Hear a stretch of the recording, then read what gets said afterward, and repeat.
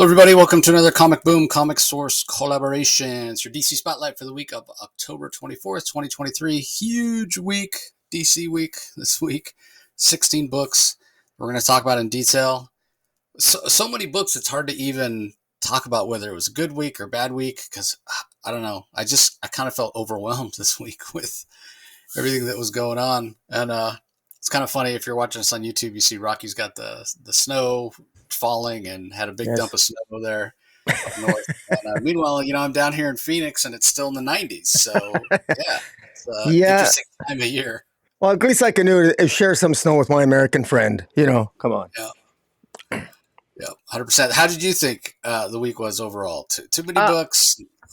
There was an awful lot of books, but overall, I enjoyed reading most of them. I mean, there's so damn many. It's because there's a couple stinkers, but for the most part, I'm frustrated because I wish they would spread them out a little bit more. But I did have, because we had an extra day. This is coming out on the Tuesday instead of the late Monday for us. So I did have some extra time to read them and appreciate them more. So overall, I didn't think it was a bad week. It was a bad week. There'll be some stinkers we'll talk about, but for the most part, I was, a little happier than than average.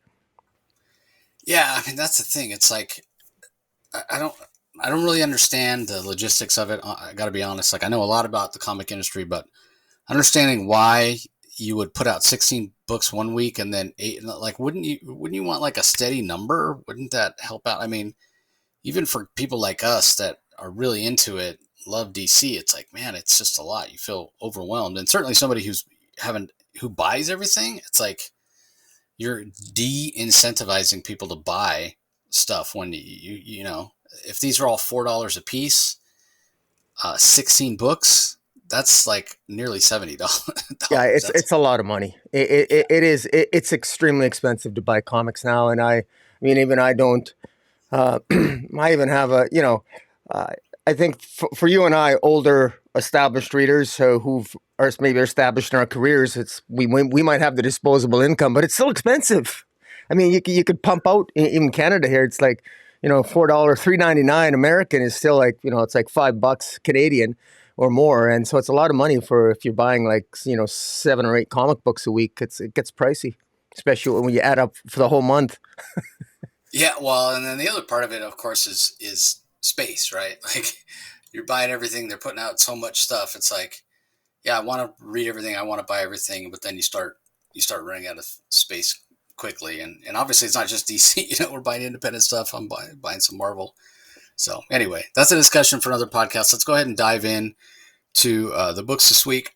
We have the second issue of Wonder Woman here from writer Tom King. Daniel Sampere is on the art. Tomeo Morey on colors. Clayton Cowell on letters. I'll say interesting second issue. If anybody had sort of,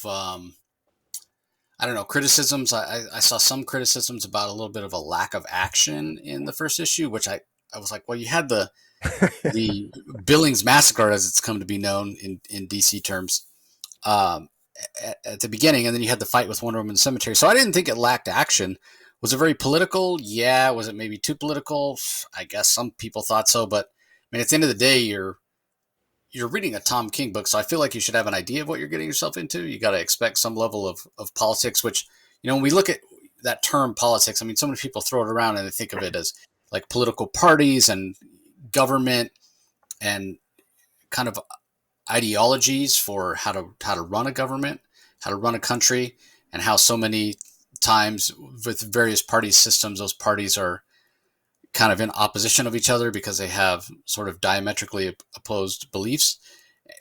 And that is a valid kind of definition for politics. But if you really get more at the root of the word, it's more about human interaction and differing ideologies in terms of the way you see the world.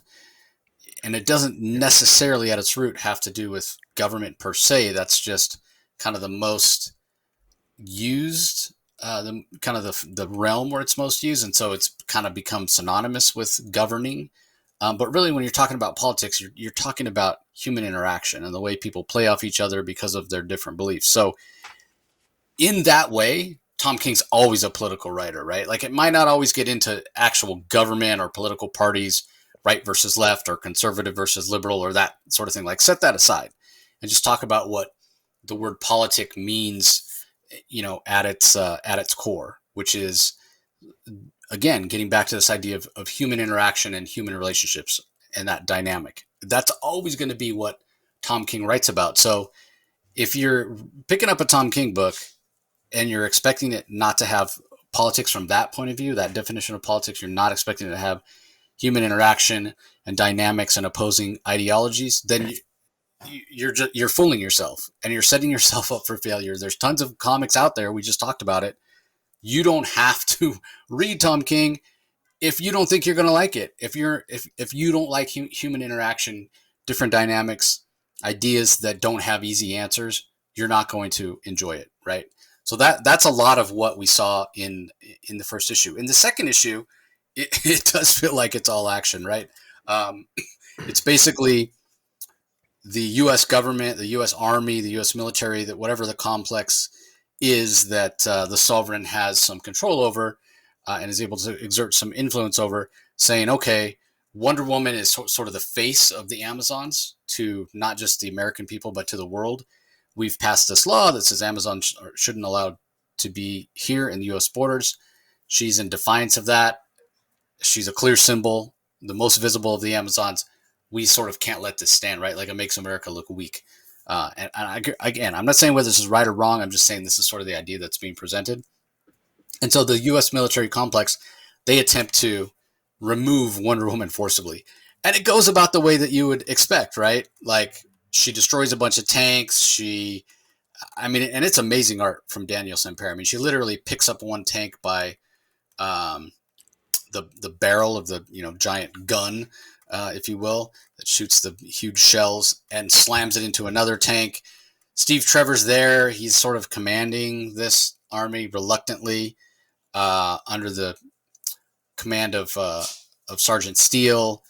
And it goes about like Trevor knows what's going to happen. Wonder Woman's going to kick the crap out of these tanks and helicopters and missiles and what have you. And that's exactly what happens.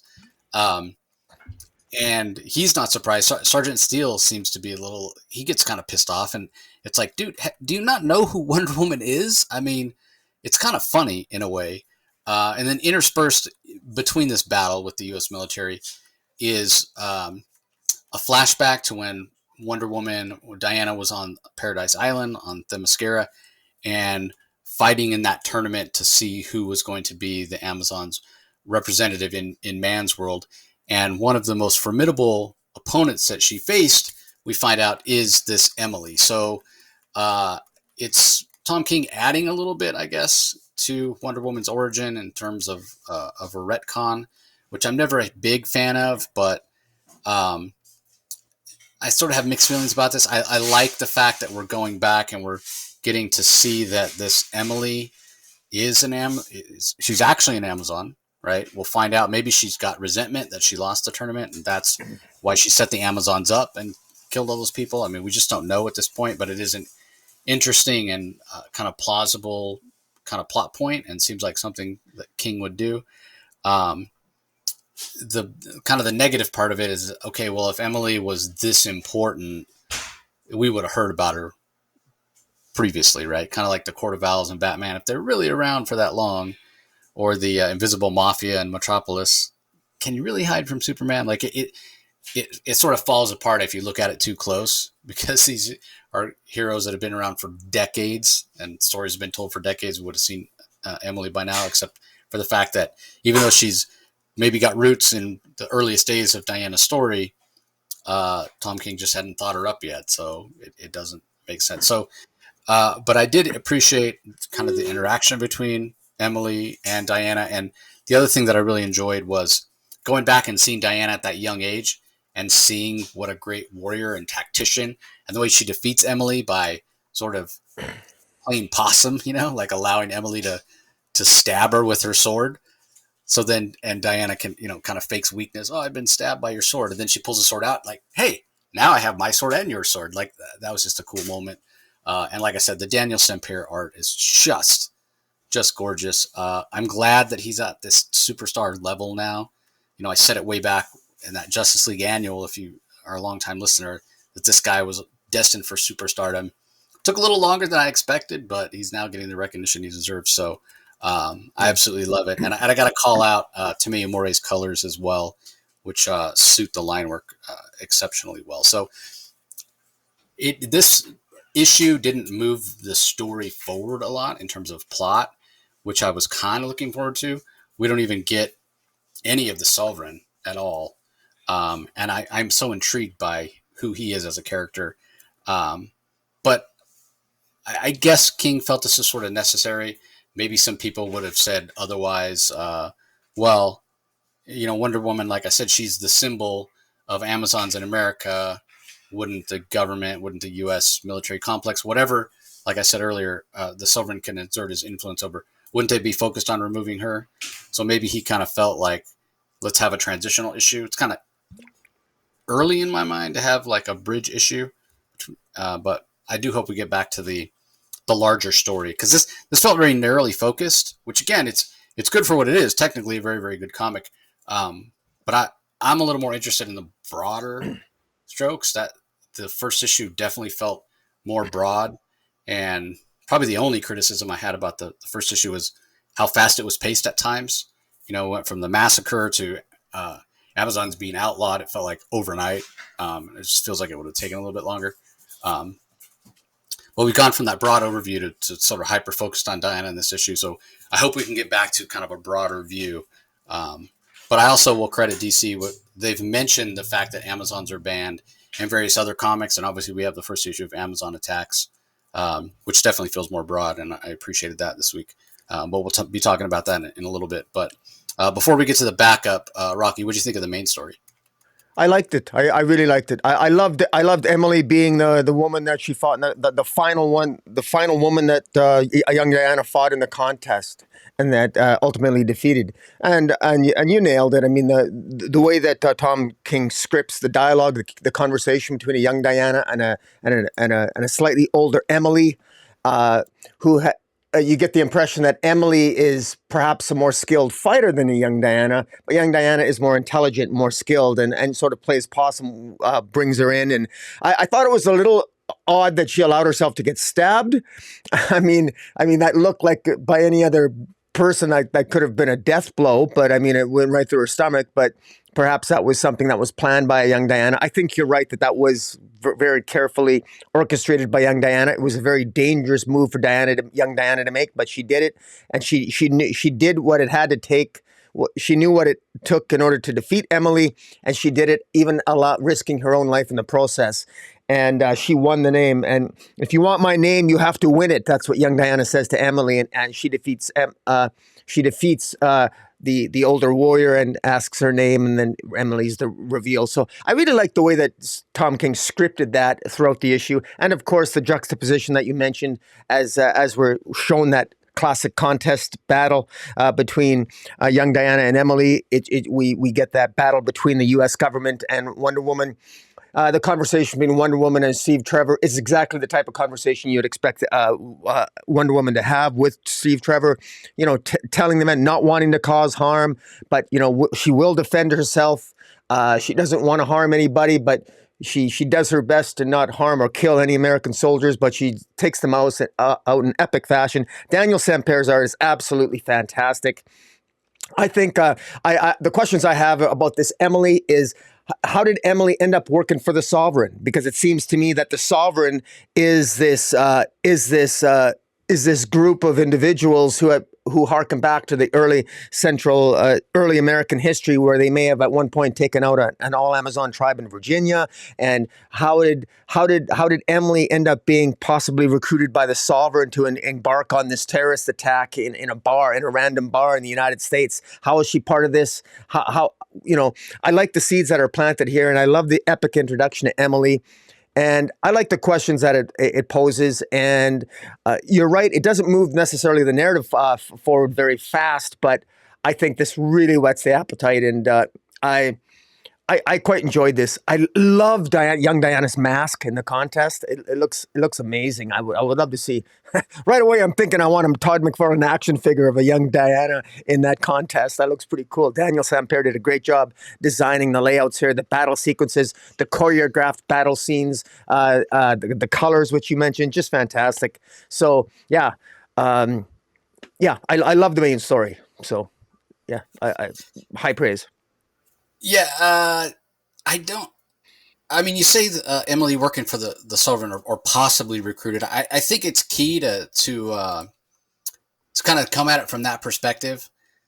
You know, I mentioned it myself. Like maybe Emily's got resentment for losing to Diana, and that's why she was willing to go along with this. But at the same time, it's like, man, do I really believe that Emily would go in for this, like knowingly, if she knew it was the Sovereign or what have you? So it's entirely possible that Emily's being fooled, right? She's being lied to by Could agents be. of the Sovereign and not the Sovereign himself. But that's intriguing to think about, you know, Yeah. because it does seem like, and again, we're looking at it with hindsight of, yeah, Emily did this and it reflected badly on the Amazons, and now they're persona non grata.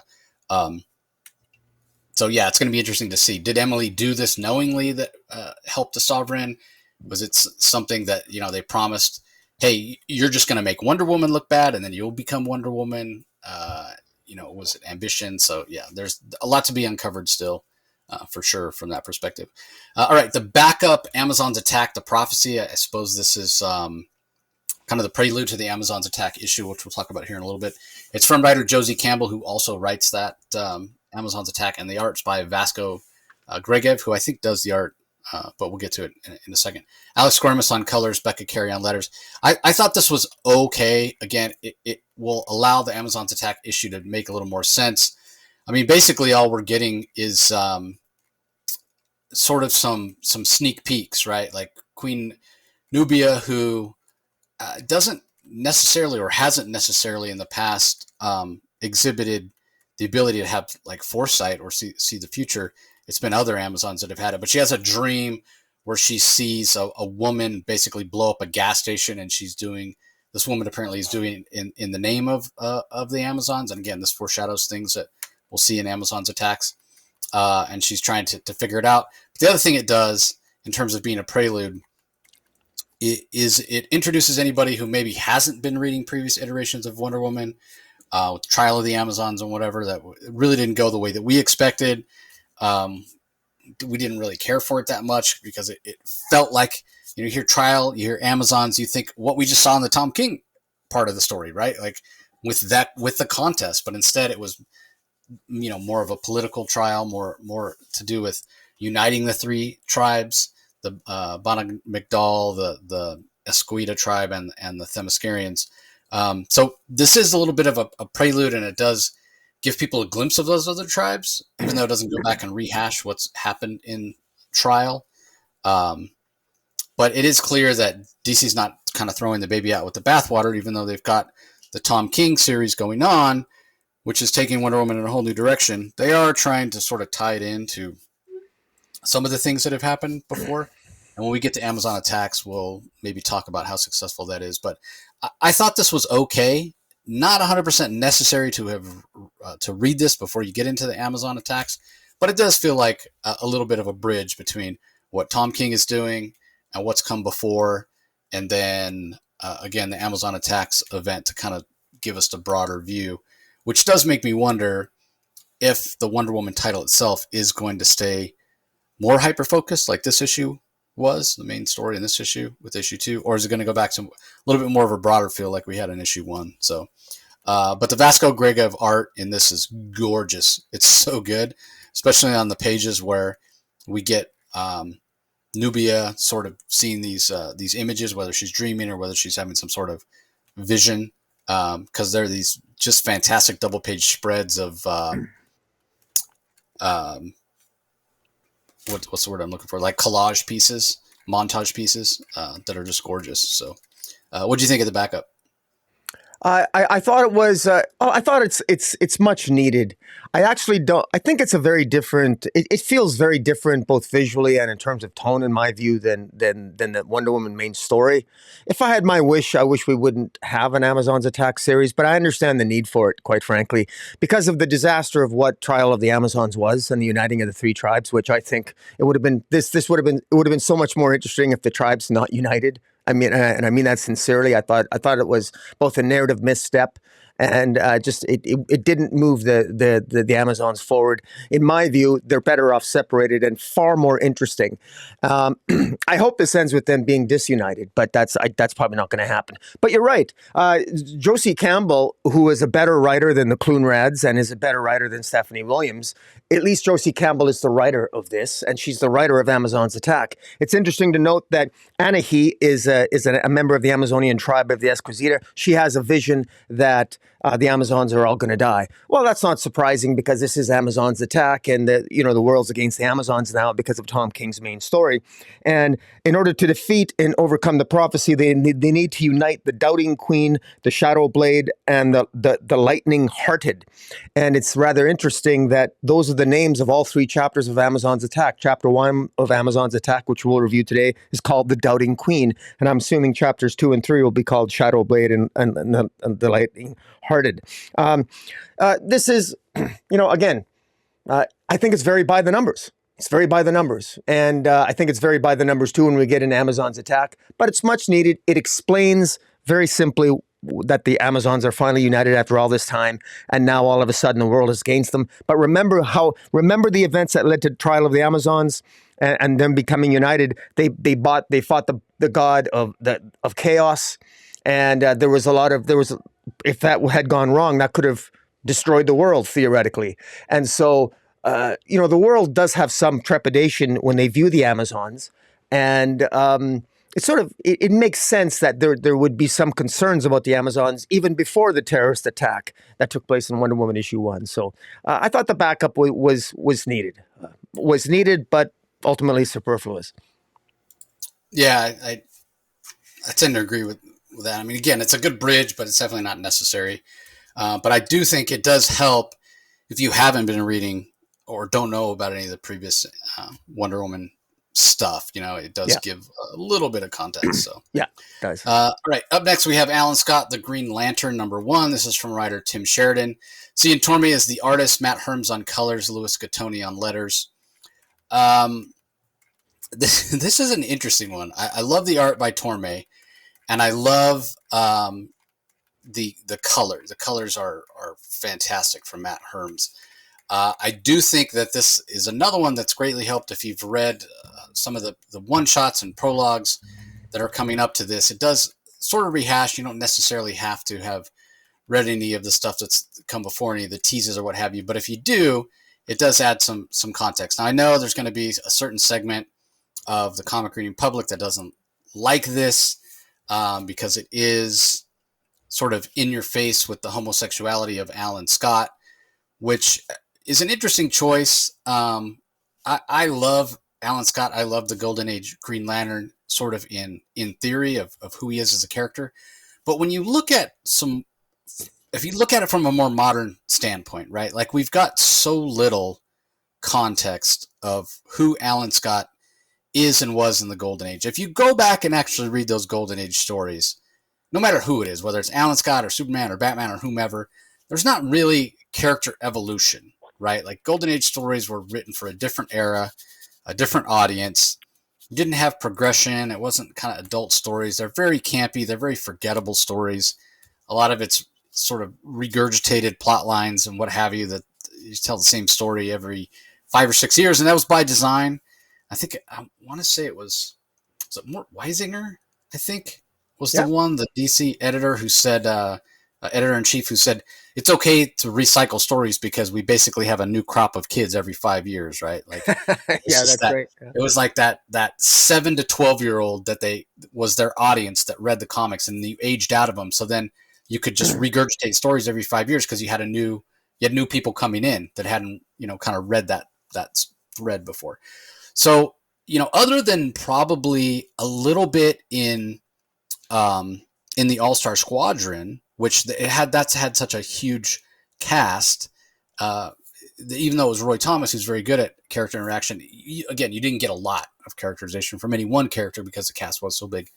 But then you had Jeff Johns' JSA, right? That Alan Scott was in. That's probably where we got the most characterization for Alan Scott and the relationship with Jade and Obsidian and what have you. So to have him be homosexual, it's not that big of a stretch. But at the same time, I could see other people that are fans of him that don't like it saying, well, this has never been hinted at before or what have you. It is interesting because I don't know who came up with it. The first time we saw this idea of a golden age Green Lantern having same-sex relationships or what have you was in the New 52 Earth 2 that was launched by James Robinson. I don't know if it was, and Nicholas Scott did the art. It's fantastic. And that was sort of a new modern take on Earth 2. Like, when you look at those costumes, what the Flash's costume looked like, Kendra Saunders' Hawk Girl, Superman's killed off like early. There's no Batman, but that was a really good series. And like the art, again, Nicholas Scott, huge fan. Love her art designs for those characters. But that was really the first time that we had this idea of a Green Lantern, an Alan Scott Green Lantern that you would have same-sex relationships. Now they're pulling it over into the main DCU. There really isn't an Earth 2 per se anymore. And so, again, I can see both sides, because if it's your favorite character and you like him a certain way, and it doesn't matter what the change is, right? Like whether it's putting somebody else, having someone else wear the ring, going from Hal Jordan to John Stewart, going from Tony Stark to Rhodey in the Iron Man armor. There's so many different changes that we've seen. Bruce Wayne to John Paul Valley and Batman. There's always going to be a certain comic book reading fandom that goes, no, I like this version, and I'm averse to change. It might not be that you're against same-sex relationship. You just want what you want because it's what you love and it's what you have nostalgia for and whatever. But again, going back to this idea of comics only being for 7 to 12-year-olds and you can retell the same story over and over, you can't do that. It gets boring. It gets boring after a while. And it's sort of, even for us, lifetime DC fans, and we still love the characters or whatever, even we say, man, the best actual original stories being told right now seem to be happening in Independence, because again, like, every time we read a DC book, it's like, yeah, we can see they're trying to mash up different things or do things differently or keep it fresh, but this reminds me of something that's come before in this way or that way or what have you. So I get why they're doing it, and at the end of the day, we just want a good story, right? So that's the question. Is this a good story when you add in the relationship aspects of Alan Scott and everything that's going on? And in my opinion, yes. Like, I like it, right? It adds another layer of protection, or another layer of interaction, I should say, another layer of complexity might be the best way to put it, because there is some historical context for this in terms of, yeah, if you were, first of all, it was hard to be a homosexual in this time period anyway, in the 40s. Then you add in the army aspect of it, and him being in the army, and it becomes really dangerous for him to be doing what he's doing. It could be considered illegal, immoral, subversive. And then you add in J. Edgar Hoover, which is really interesting, right? Now everything we know about him, how he had files on everybody. He was breaking the law and illegally spying on Americans, and it was totally illegal and against the law or whatever. But add in the fact that he was a cross-dresser and he may have had homosexual tendencies. That adds, again, another layer in terms of history or what have you. But it's also exploring the idea of the formation of the JSA, how Alan Scott was trying to, keep this from people, whatever. I think it's making him a more interesting character, and I'm trying to take it for what it is. Do I, at the end of the day, kind of wish that they had taken a different direction? I'm not sure. I was never like, when they first came out and said, yeah, we're making Alan Scott gay. They didn't come right out and say it, but we started having these stories that, hey, as it turns out, Alan Scott's homosexual. I was like, okay, I guess. There's nothing that's happened in the past that completely precludes it, but I do worry about, like, tokenism, right? Like, just doing it to please a certain aspect of the comic reading fandom. So at the end of the day, I don't know. I guess I can see both sides of it, but I really just want a good story. And that's part of the story, but it's not all the story. We do have the other aspect of him like becoming Green Lantern, and there's some hints here that um, his very first relationship that he had is going to come back around to haunt him in ways that he didn't expect. With this idea of the Crimson Flame that they're trying to capture and weaponize for the U.S. military, may have kidnapped or affected or in some way um, mutated or given powers to his the guy he was in a relationship with first, and then comes back later to haunt him. And what does that do? Like, there's a lot of interesting aspects here. And um, what I love is, we were so hard on Tim Sheridan's writing for Teen Titans Academy. We just didn't care for that book at all. And then, found out later there was so much editorial interference. I look at this and how a little more focused it is. It flows so much better and what have you. Because we were like, maybe Tim Sheridan's not just cut out for writing comics, because it seemed like he was trying to pack too much in. Like, based on the quality of this first issue in terms of pacing and dialogue and what's focused on, I gotta side with Tim and go, man, DC editorial is the one to blame for the train wreck that was Titans Academy. Because I really enjoyed this. Again, I thought the art was fantastic. I thought the relationship stuff was fantastic, and the way it's tying in and seems to hint toward kind of the present day stuff, and who Alan Scott is as a character and who he is as a person, while trying to, by necessity, not only hide his secret identity, but hide his sexual orientation. Like, I find that all to be interesting. And I would say to anybody that's like, well, I don't like the relationship aspect of it, just ask yourself, if instead of being a man that was also in the army, if it was a woman in the military, which I get, it's a little harder to swallow because women in the military at that time wouldn't have been serving on a combat vessel. Or, you could say combat. It's a battleship or a cruiser, so it is a combat vessel, even though they're not necessarily in a combat mission. It just wouldn't happen. But like, just set that aside, right? And just think the relationship stuff. If it was a woman instead of a man, would it still bother you?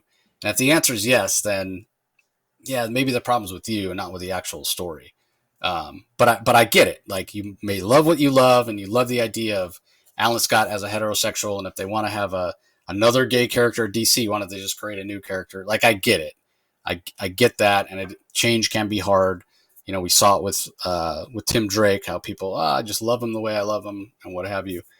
So I get it, but I think this is a good story. I think it's a quality story. I think there's a lot to mine here, and I'm looking forward to it. We have a new villain, possibly. It's this Crimson Flame that they're trying to catch, Crimson Red. We know it's been hinted at in the Jeff Johns stuff about a Red Lantern that was erased along with a lot of the kids. And we know Tim Sheridan was one of the co-writers on Flashpoint Beyond with Jeff Johns, so we know they talk and what have you. So maybe this is the origin of the Red Lantern, who's actually a villain, and that's something that's interesting to me as well. So I really enjoyed this. I'm looking forward to more of it. I enjoyed it kind of more than I expected to, because sort of in the prologue things that we saw, it did feel like it was going to focus all on the relationship, and I didn't want that, because I did want some action. I did want some superheroics. We get that here, especially in the present day scenes, where Green Lantern is trying to stop bank robberies and all that sort of stuff.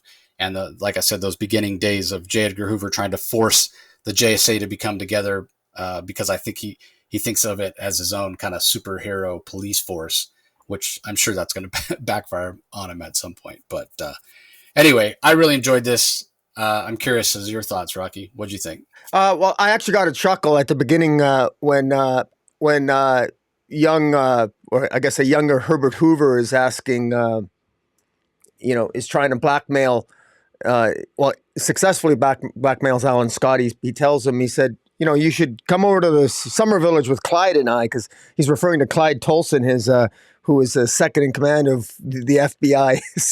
And of course it was him and Herbert Hoover and his buddy Clyde that were rumored to be lovers, and so it's kind of interesting. So I actually really like this. I actually think this is well done.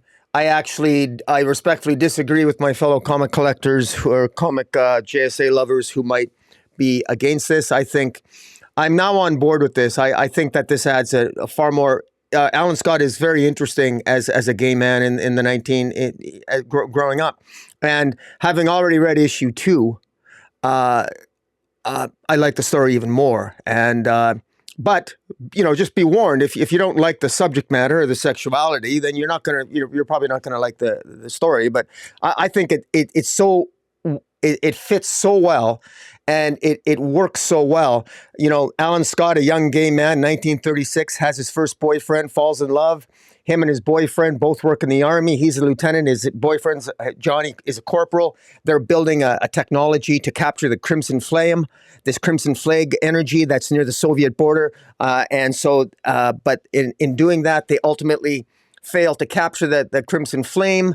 And at the tail end of 1936, Johnny loses his life on the battleship, but they fail to capture the Crimson Flame. Flash forward to 1941, where Alan Scott's already the Green Lantern, and suddenly his young lover that he thought had died years before shows up on a rooftop after this Crimson Flame appears in New York City.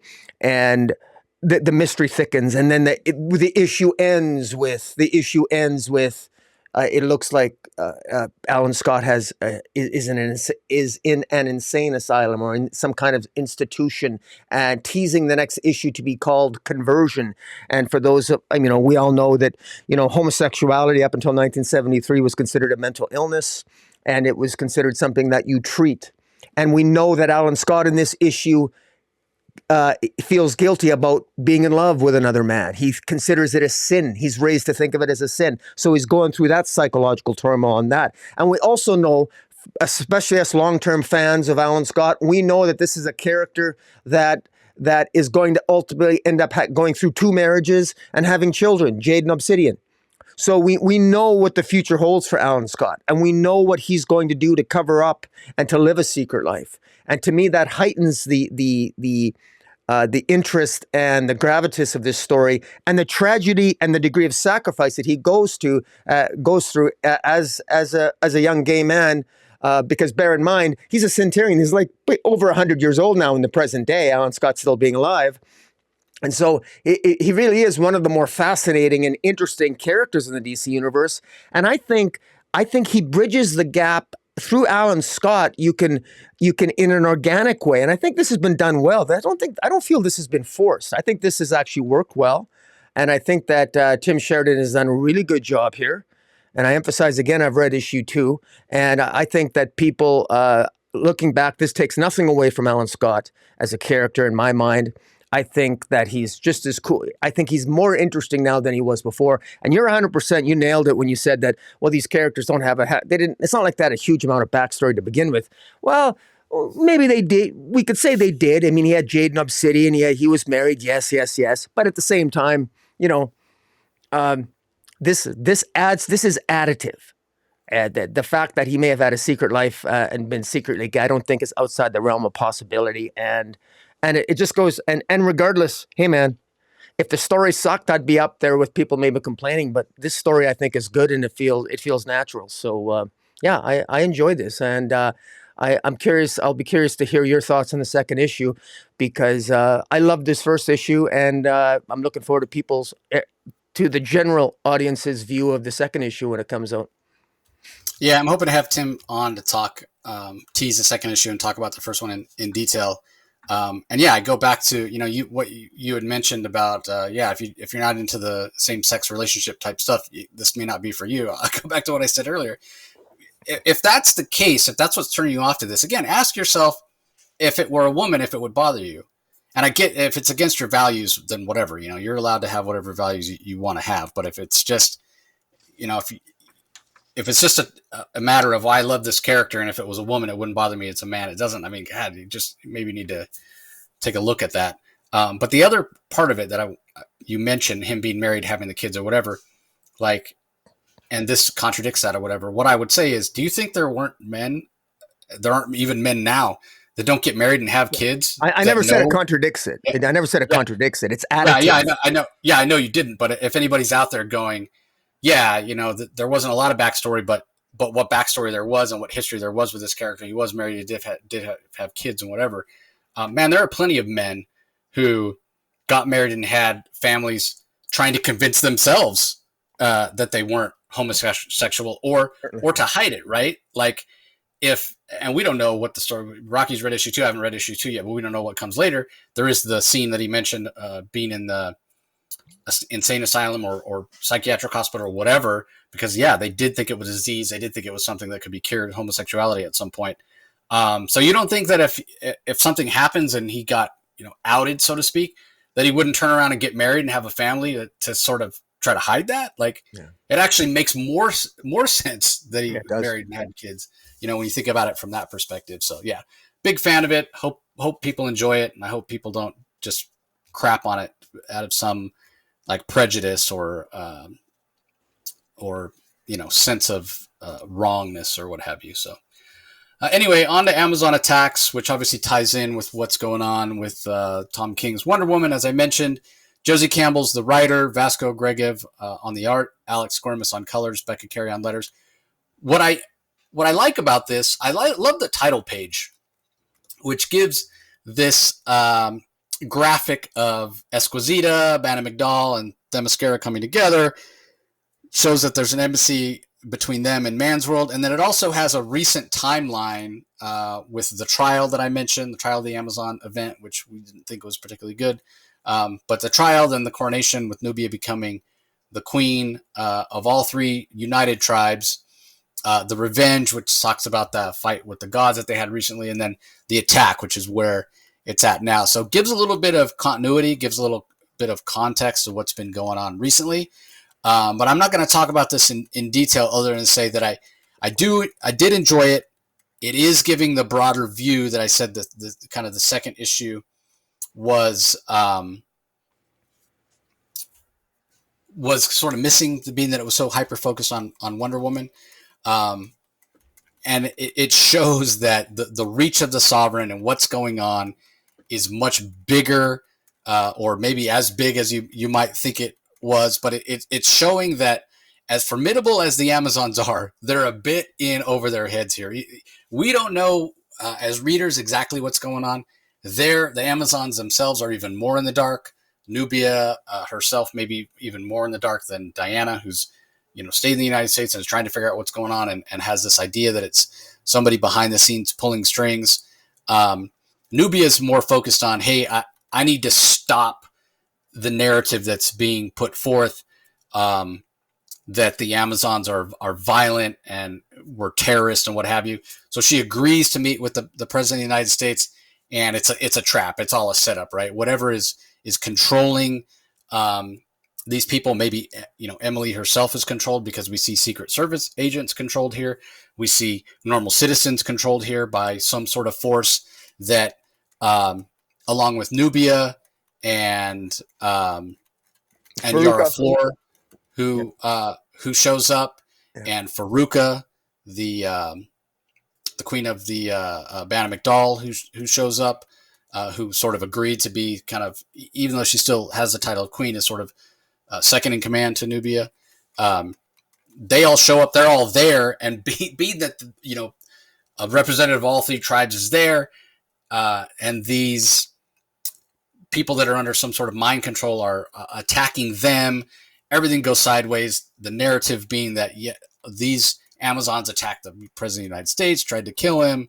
They played right into the hands of the Sovereign and his plans and what have you.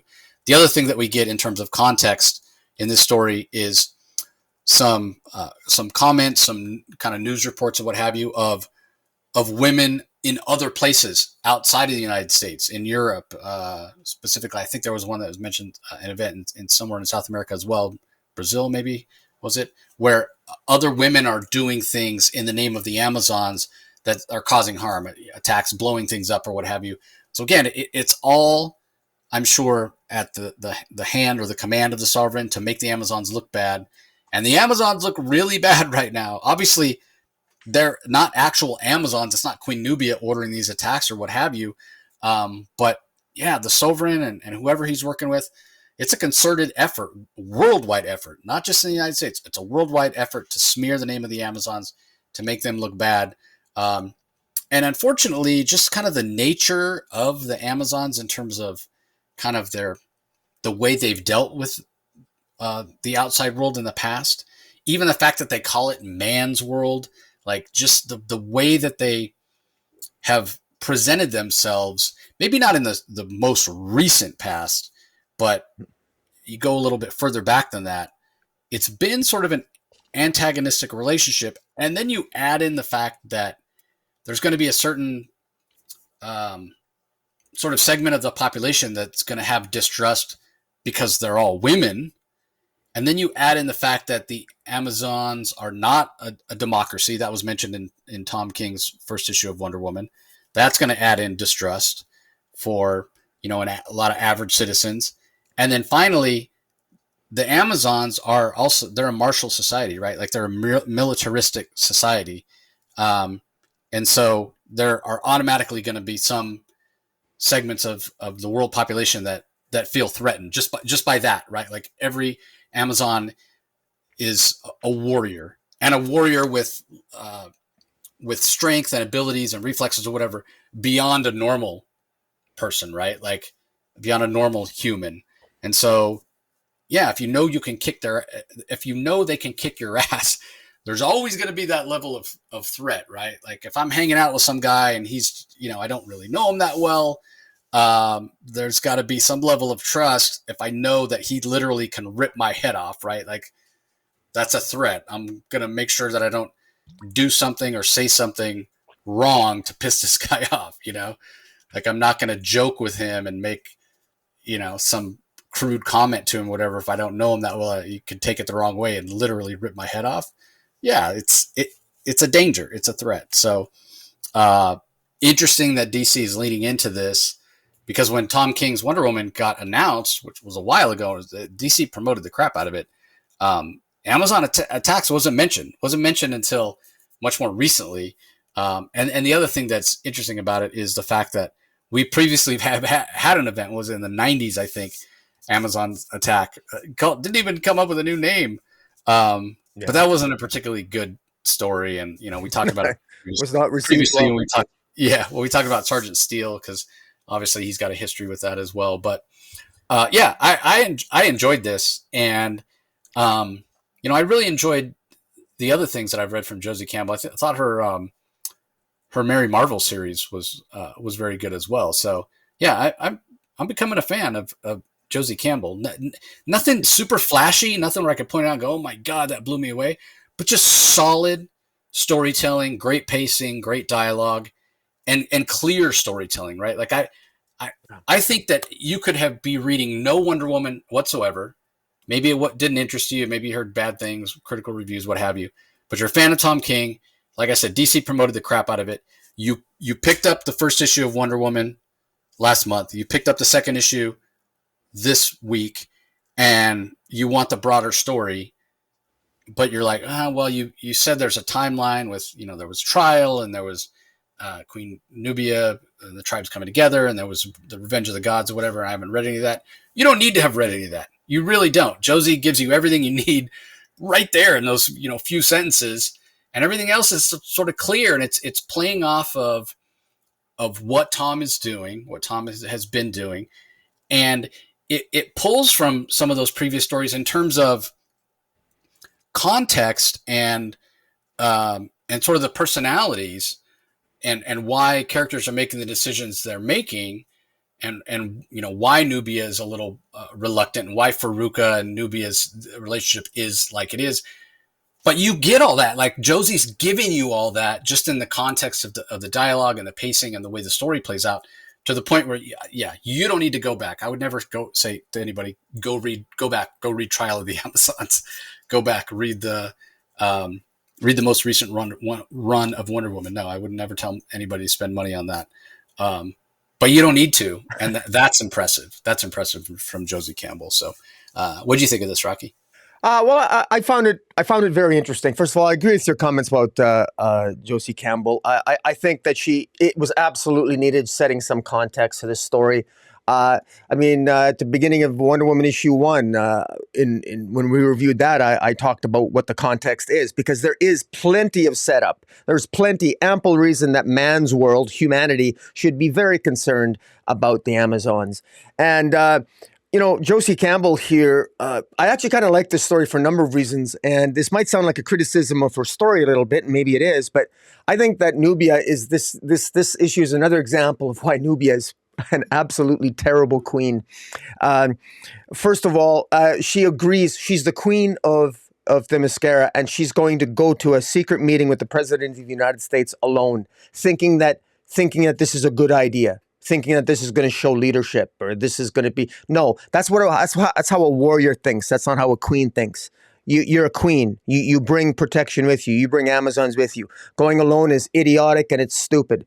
Also, if you're the queen of all the Amazons, it's interesting that Faruka and the Esquisita tribe openly defied you because Yara Flor showed up and so did Faruka. So they clearly you're not a very good leader either. You don't command the respect. I think that's very interesting.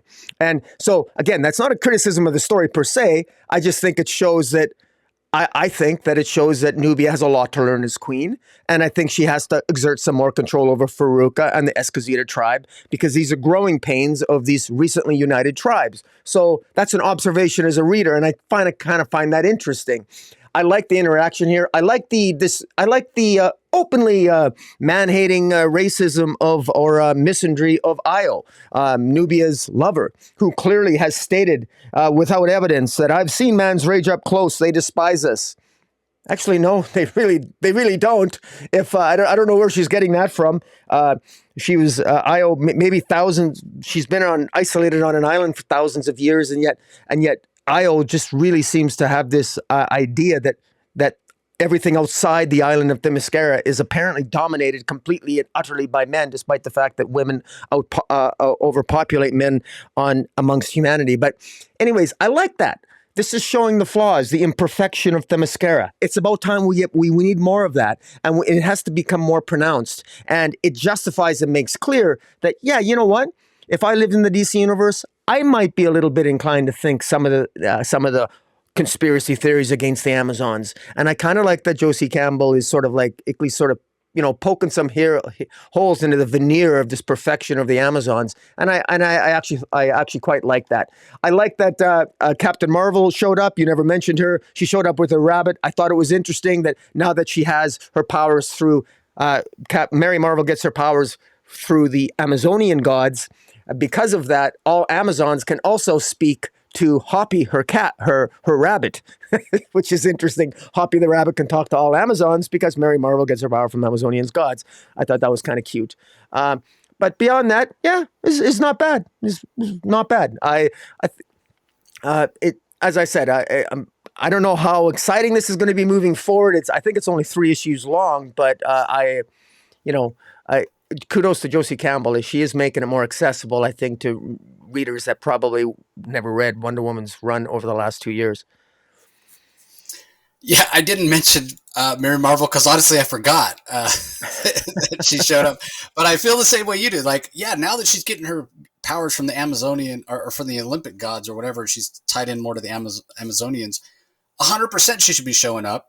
And especially because I did mention how much I enjoyed Josie Campbell's take on Mary Marvel. So, yeah, it's a natural fit to have her here. And even when she shows up, the Amazon's like, what are you doing here? And she's like, well, I'm kind of with you guys now. So that does make her a little more interesting, Mary Marvel as a character. It differentiates her from Billy, It's good that her powers come from somewhere else. And it is the only reason that of all the Shazam family, she still has powers right now, whereas nobody else does, just Billy, because it's all been consolidated. All the different gods, Greek gods that he gets his powers from, said no, just Billy can have them. So it's a way for Mary to still have powers. It's great.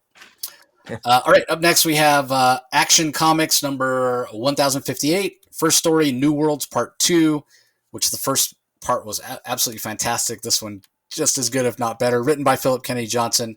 Gorgeous art from Rafa Sandoval. Colors by Matt Herms. Letters by Dave Sharp. Give us your thoughts, Rock.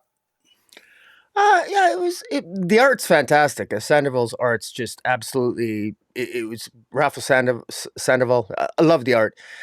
Picks up where last issue ends up, where Clark Kent is he's attacked by this sort of doppelganger of himself, who seems to have been able to drain most of the powers that Clark has been drained from him.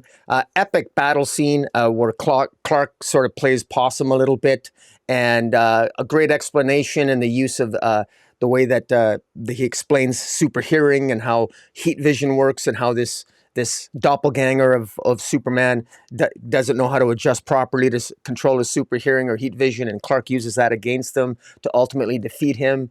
And I thought it was very, very well done. Absolutely gorgeous art. I mean, just beautifully choreographed a fight scene.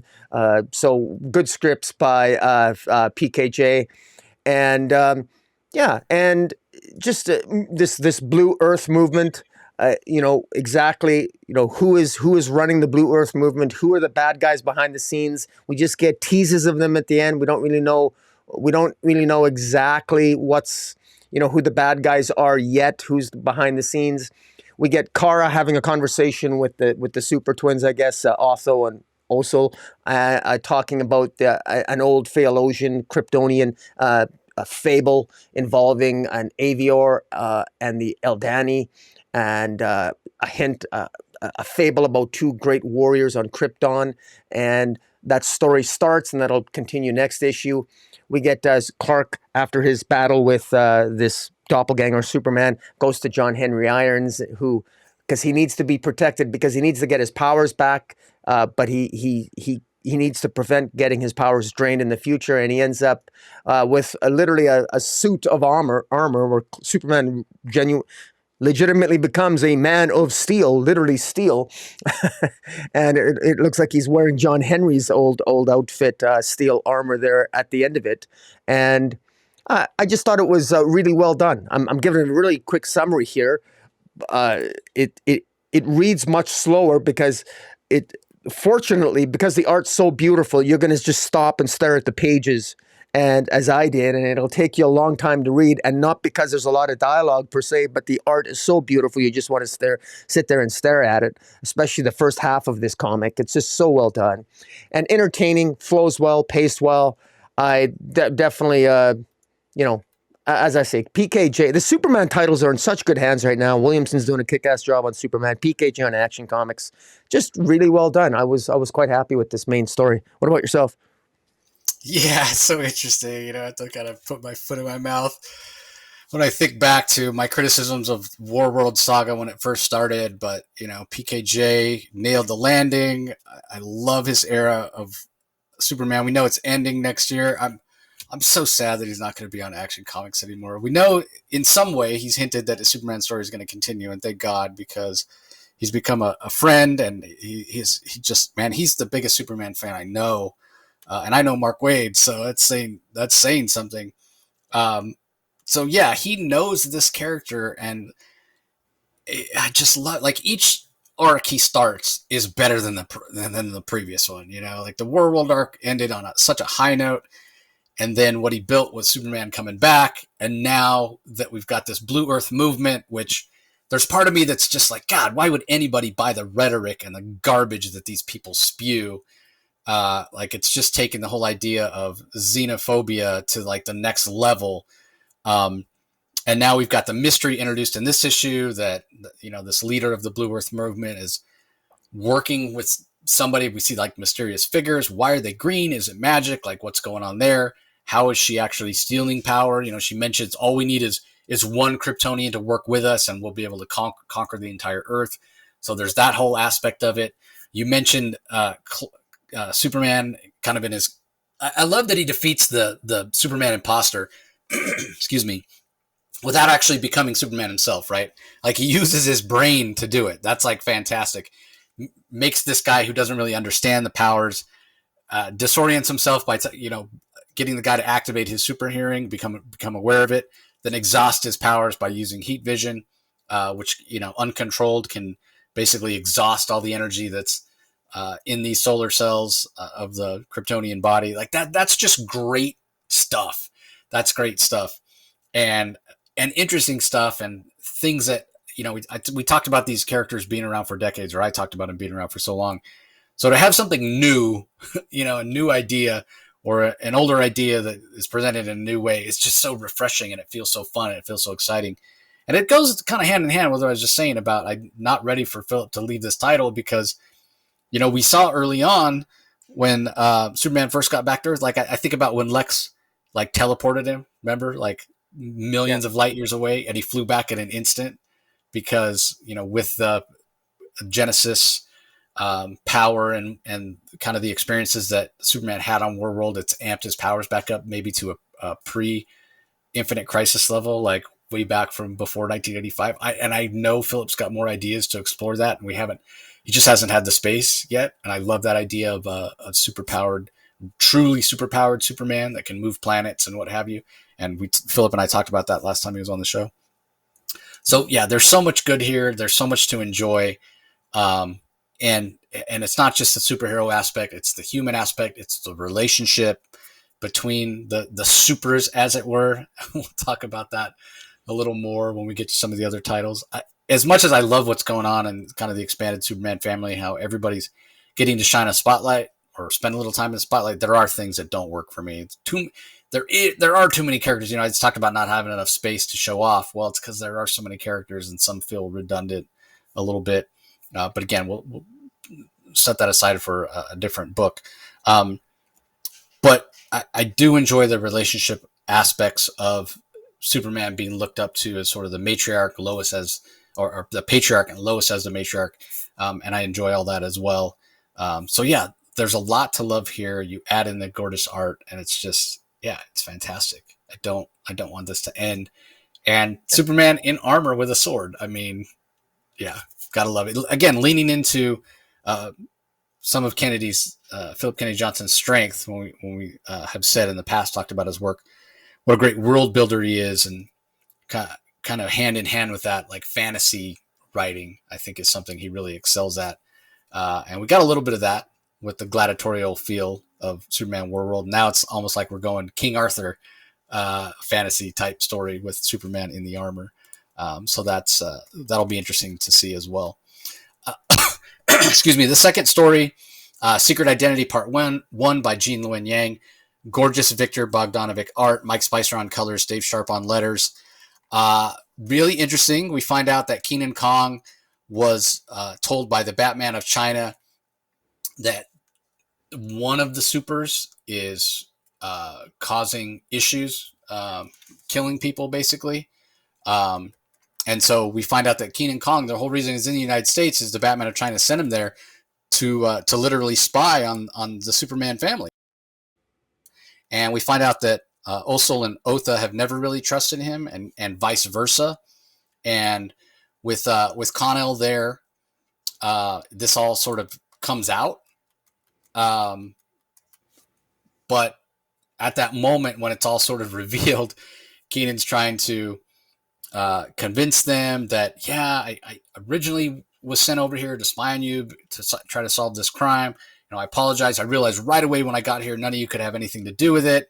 But in this process of everything sort of being revealed, both from the Kenan Kong side of things as well as the Super-Twins and Connell part of things, Kenan Kong does realize that Clark Kent and Superman are one and the same, and then he sort of collapses and supposedly he's dead, right? And we know this is a side effect of what Luthor did when he exploited Manchester Black. And again, talk about another fantastic idea from Philip Kennedy Johnson with the way to put what, as much as I love Brian Bendis's joy and passion for comics, revealing Superman's identity, secret identity, was just bad, right? And how do you put that genie back in the lamp? Philip Kennedy Johnson, fantastic idea. Manchester Black, Luthor exploiting it, like literally killing Manchester Black to exploit his powers to put this, to sort of roll the clock back on that identity reveal. But with the remaining consequence that anybody that does figure it out dies, right? Like we saw Perry White didn't even fully remember, but just was heading down that path and had a stroke. Kenan Kong does put it together. He does say Clark Kent is Superman. Boom. Stroke, dead. So I had sort of forgotten about that Manchester Black thing. And I was like, oh, what? He died? Why did? Oh, because he realized Clark Kent was Superman. So I really enjoyed this. Interesting to see where it's going to come next. And I also like the sort of dynamic that it introduces into the Superman family, because they've all sort of been pulling in the same direction. Kumbaya, we're all on the same team, we're all a big family. Now to come to find out that Keenan Kong had these suspicions, not for long, but the whole reason he was here were suspicions from the Batman of China, that sort of, hey, go investigate them, go spy on them, or what have you. Even if Keenan, Keenan's a popular character, so we know he's not really dead. They're going to find some way to revive him, or he's not even really dead in the first place. But what's that dynamic between Keenan and the rest of the Super family going to look like going forward, now that they don't, there's distrust there, right? Like, that's interesting as well. And again, the Bogdanovic art is fantastic. I love Vic's art. I have some of his original art hanging on my wall behind me, actually. So anyway, what did you think of this second story, Rock? I thought it was well done. In fact, it makes me wonder if Superman was facing an enemy he's never faced before. Like, for example, when he's fighting the Chained over in Superman. If he can't defeat the Chained, why doesn't he just look at the Chained and say, my secret identity is Clark Kent? And then the Chained would have a stroke. And then he would defeat all his enemies by just revealing it's a perfect weapon. It's his failsafe. Yeah, that's fantastic. I mean, that's actually a perfect failsafe weapon. But in any event, I don't have much to add. I agree. I think it's actually a very interesting plot point. It's something that, frankly, should bother the Superman family. That any good instinctual reporter around the world, somebody at any one time is probably trying to find out Superman's secret identity. And they might, and there's nothing wrong with that. That's what reporters do. And then there's, you have every right to be an investigative reporter. And then if you find out, you end up dying. And this reporter in Japan or wherever, or in China, Keenan's the Batman of China, who talked about that reporter who died. That was it. He died just by finding out, just by doing his job, and he died because he was just trying to find out Superman's secret identity. There's a tragedy to that, and I'm wondering where this story is going, because are they going to somehow undo that? Because at some point that's going to become a problem. Because imagine a supervillain that could somehow. Imagine a supervillain who is off planet, who's immune to the psychic, who's immune, who has psychic shielding, and even Brainiac, who probably has psychic shielding. He could threaten to tell everyone in a worldwide broadcast that Clark Kent is Superman, and the entire world has a stroke. I mean, it's kind of a pretty big problem that at some point they're going to have to deal with. And this story, I think, sort of slowly touches upon that. So I thought that was cool. I don't know where it's going, but I liked it. I enjoyed it.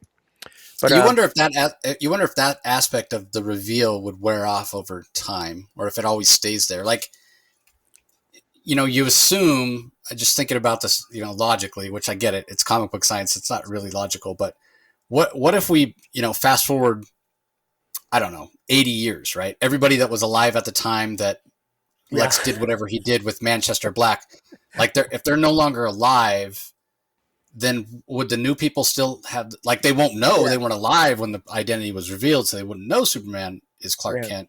Yeah. How long does it last?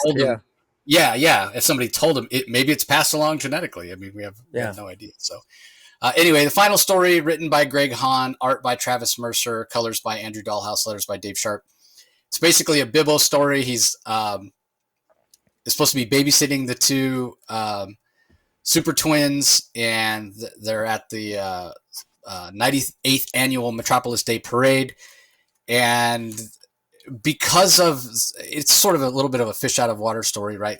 Because of the nature of the Super-Twins and how they weren't raised on Earth, they don't understand a lot of things like balloons and parades and costumes. I mean, they think somebody who's wearing a Superman costume in the parade is like actually Superman, even though he's got a giant head. And they go up to him and they're like, why is your head so big? Is it a villain that's done this to you, or what have you? And then he's like, no, kids, this is how I always look. They use their X-ray vision. They realize it's not Superman. Oh, it's an imposter. It's a villain. They start fighting him.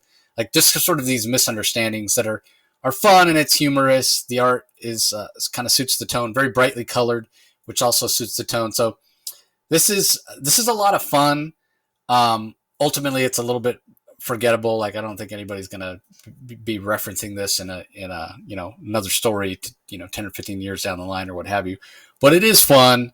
There were some laugh out loud chuckle moments, and you need stories like this sometimes, even though it is a little bit. I don't want to say unoriginal, but yeah, this idea of people that or characters that are introduced into a new environment and they don't have the context and understand really the situation. Hijinks ensue. I basically have just described every episode of the sitcom Three's Company ever. Right? It's always something taken out of context. There's a misunderstanding. Hijinks ensue. So that's kind of what this is, but it's fun. I enjoyed it. Yeah, yeah. I don't have a lot to add. It's a fun story.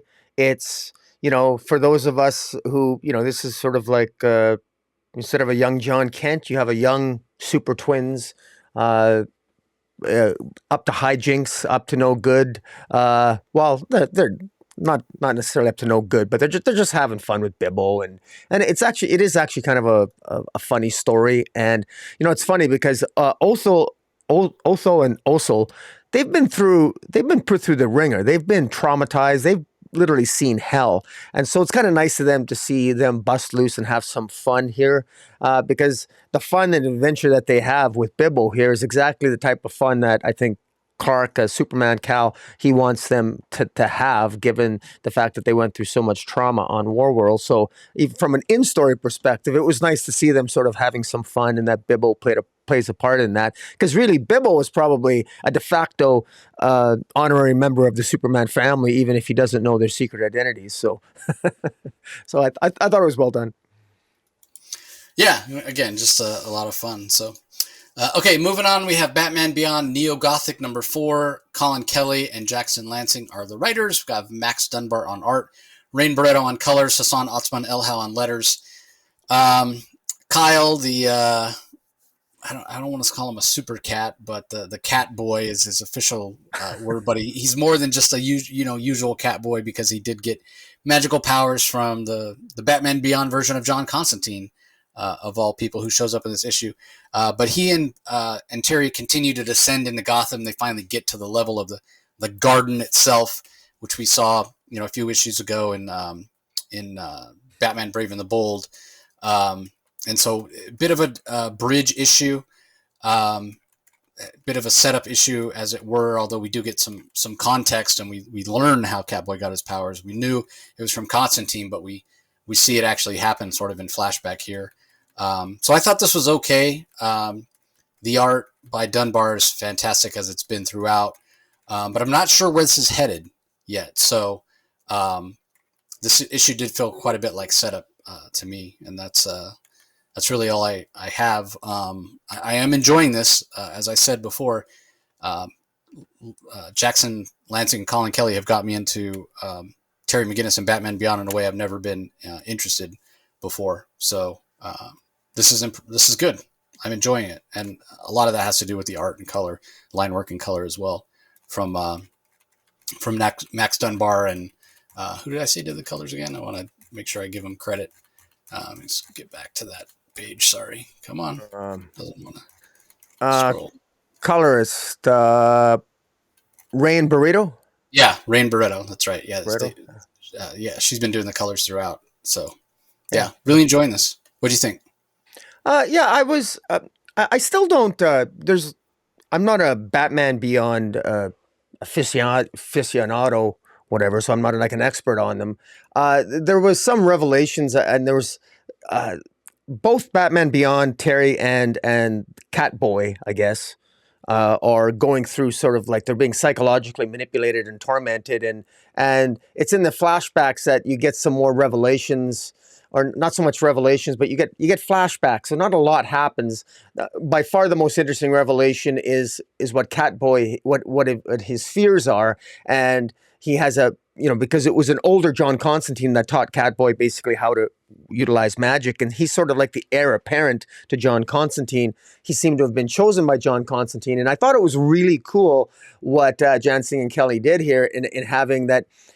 While this was a nightmare, and I guess it didn't happen this way, Catboy has a nightmare where John before John Constantine dies, he takes all his curses and he gives all his curses to Catboy so that when he dies, he can go to heaven and he doesn't have to deal with all the curses after he dies because, of course, John Constantine's made all kinds of deals with numerous devils and demons and his soul is doomed for all eternity. So it was very cruel for him to do that to Catboy. But apparently that didn't happen. That was just all part of the psychological torment that I guess Catboy and Batman Beyond are going through as a result of them being in the pits of Gotham, of old Gotham, where they've opened up this pit of this which I thought was related to the old Court of Owls, but I'm not really clear when they finally get when they get farther deeper into the crevices of older Gotham underneath the new Gotham. They looks like they confront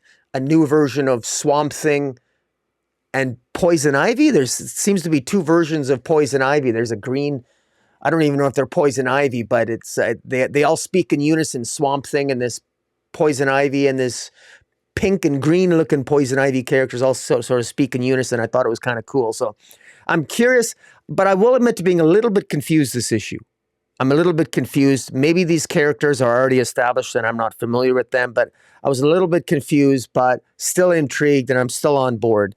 And I'm actually buying the physical copies of this because up until this issue, this was the first issue where I thought was a little bit off, but I'm really fascinated. I like the inclusion of an older John Constantine. I really like that. And this Catboy character, I think, has a lot of potential moving forward. So overall, I thought it was okay, but one of the more, it had a lot of competition this week, so this was near the bottom of the pile. But, all right. Yeah, sorry, I had to unmute myself. Yeah, again, it wasn't super exciting for me. Like the best part was, like you said, seeing the sort of Batman Beyond version of John Constantine, seeing that he gave Kyle the powers and kind of a shitty thing, but sort of in keeping with Constantine. Hey, Catboy, I'm going to give you these powers. But you get my curses along with it, Otherwise, my soul spends an eternity in hell. We know Constantine wouldn't want that. So yeah, it's such a Constantine thing to do. Here's all these cool powers. Here's all the crappy baggage that goes with it. So yeah, that was cool to see. Okay, up next we have Steelworks from writer Michael Dorn. Yes, Worf in Star Trek is writing this. Sami Basri and Vicente Cifuentes are the artists. Andrew Dahlhaus on colors, Rob Lee on letters. We get a little more context into who Walker is. We find out what his grudge is against John Henry Irons. It's very believable. It really has this ring of verisimilitude. I enjoyed it. It helps flesh out who Walker is, and he's exactly who you think he is. This megalomaniac, this selfish, arrogant, thinks the world owes him, center of the universe type character. And I love it. Like, even the lawyers are like, okay, you're going to sue John Henry Irons when he leaves. We'll lose, right? Like, you had bad contracts. Like, why'd you let me sign this contract? We told you not to sign these contracts. We told you they were bad, whatever. Like, it's 100% believable. I'm not going to name names, but we've seen people that act exactly this way recently. Yeah. So it's 100% believable. What becomes a little more unbelievable in this context, though, is the fact that that Walker's even able to come up with this plan and had stolen the Genesis pod from John Henry Irons because he's so dumb. You think he would have failed, but regardless, it makes for a better story that he's succeeded and he's using that Genesis pod or sphere, whatever it is that they call it, to power up this giant robot that they stole from Steelworks. And we see the super family show up to engage. And this is one of the things I've talked about. The supers are engaging. I just don't like that name, right? Like, it's the Superman family, and we've got, Connell, and we've got John Kent, and we've got Supergirl. We've got the Super-Twins. And it's like, man, between Connell and John Kent, when you see them both on this double page splash here, you can really understand why Connell would feel derivative. He would feel redundant. It goes back to, to beat that dead horse. God, why did they age John up? They already had a super, to use their term, which I don't like, at that age. And then, I'll talk about it a little more when we get to the Power Girl issue, but Supergirl and Power Girl, it's the same character practically. So yeah, I get it, and it's fun to celebrate the Superman family. But when you put them all in the same story like this, um, it it's like, man, do we really need this many? Do we really need this many all in the same place? I guess is what I should be getting at. And I just got done talking about how arrogant and sort of unintelligent Walker is in a way.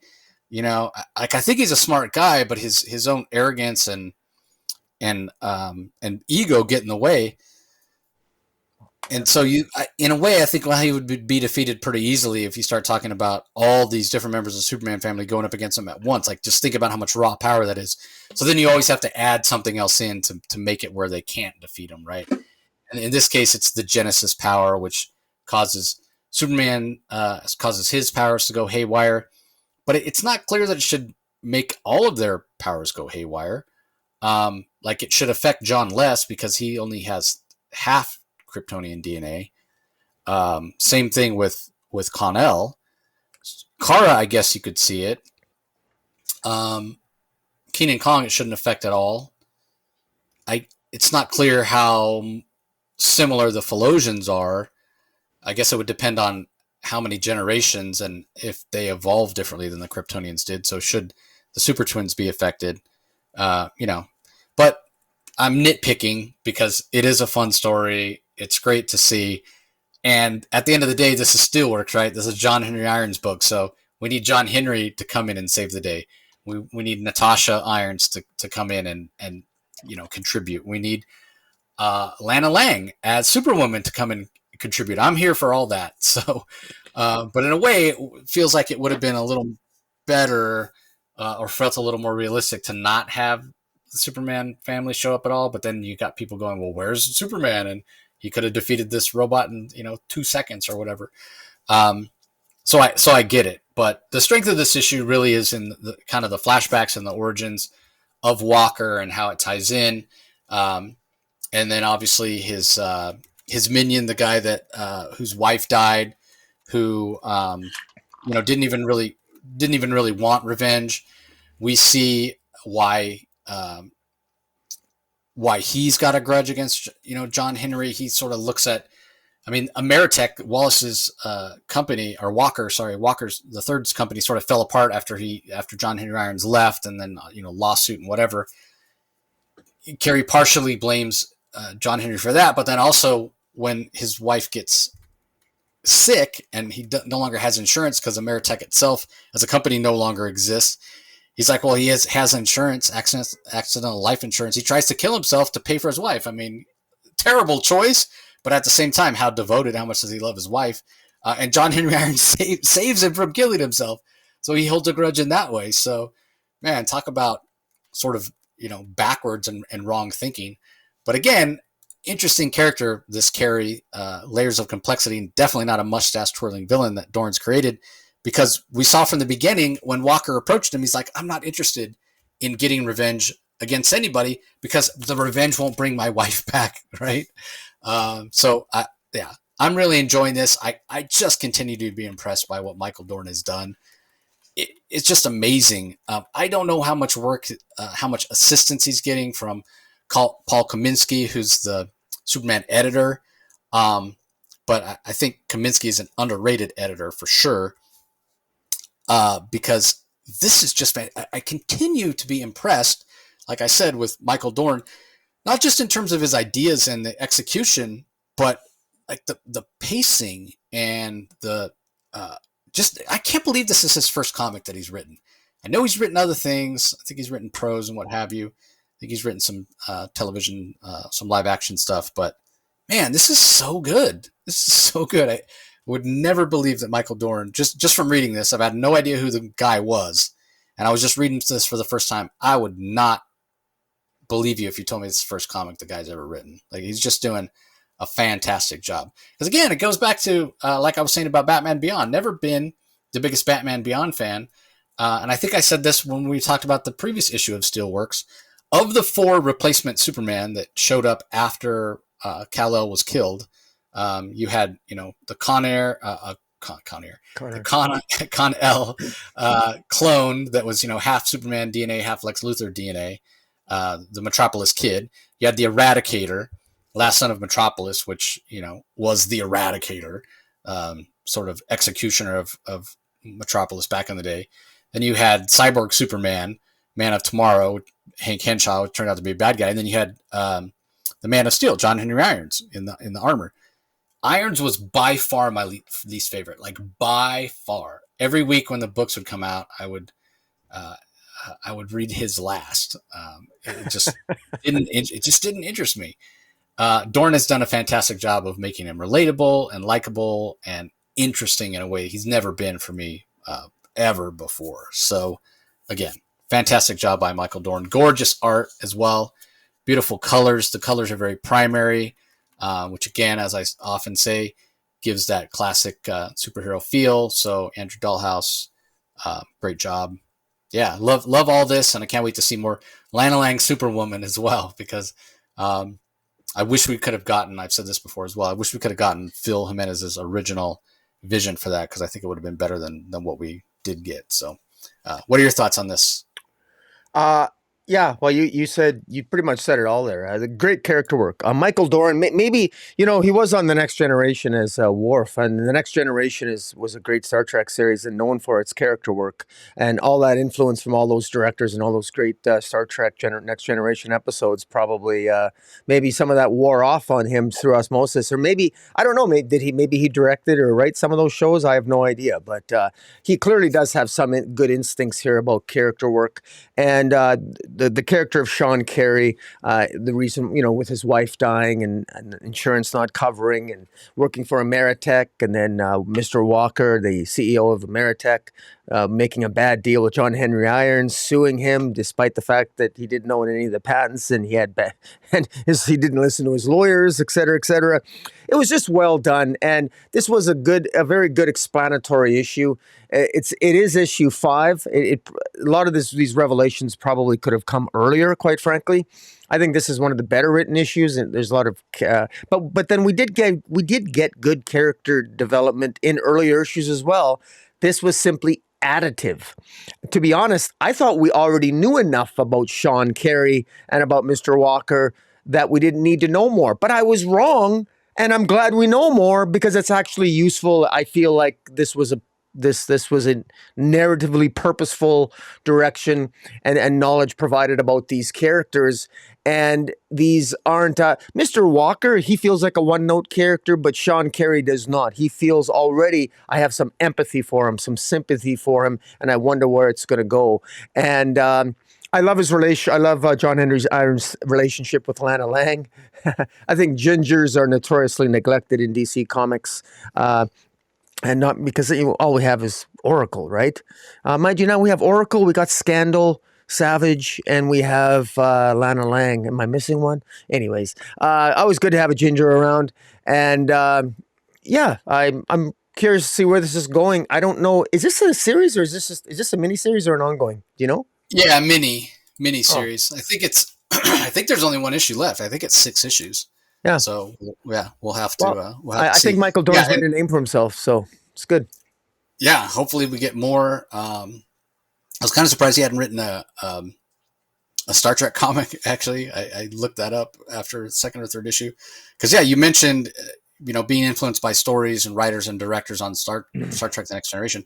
I'm nearly positive that I know he's directed episodes of Deep Space Nine. Star Trek Deep Space Nine, which Worf, went over to that show after Star Trek The Next Generation ended. I don't know if he wrote any episodes, but I know he directed some. So, yeah, guy's clearly talented. He's a storyteller, and he's doing a fantastic job. And I hope he writes more comics in the future. Okay, speaking of how long issues go and miniseries, we have the final issue of Doom Patrol, Stoppable Part 2, Butcher Baker, obviously Candlemaker, which is what we find out General Mortis has merged with. This is written by Dennis Culver. Chris Burnham is the artist. Brian Reber on colors. Pat Brosso on letters. This ends with the Doom Patrol will return, but it doesn't say when. It doesn't say where.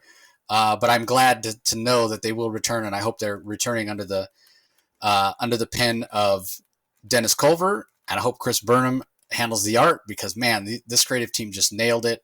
This was a lot of fun. I'm not ready for it to end. I'm glad we got an extra issue, but man, I need this.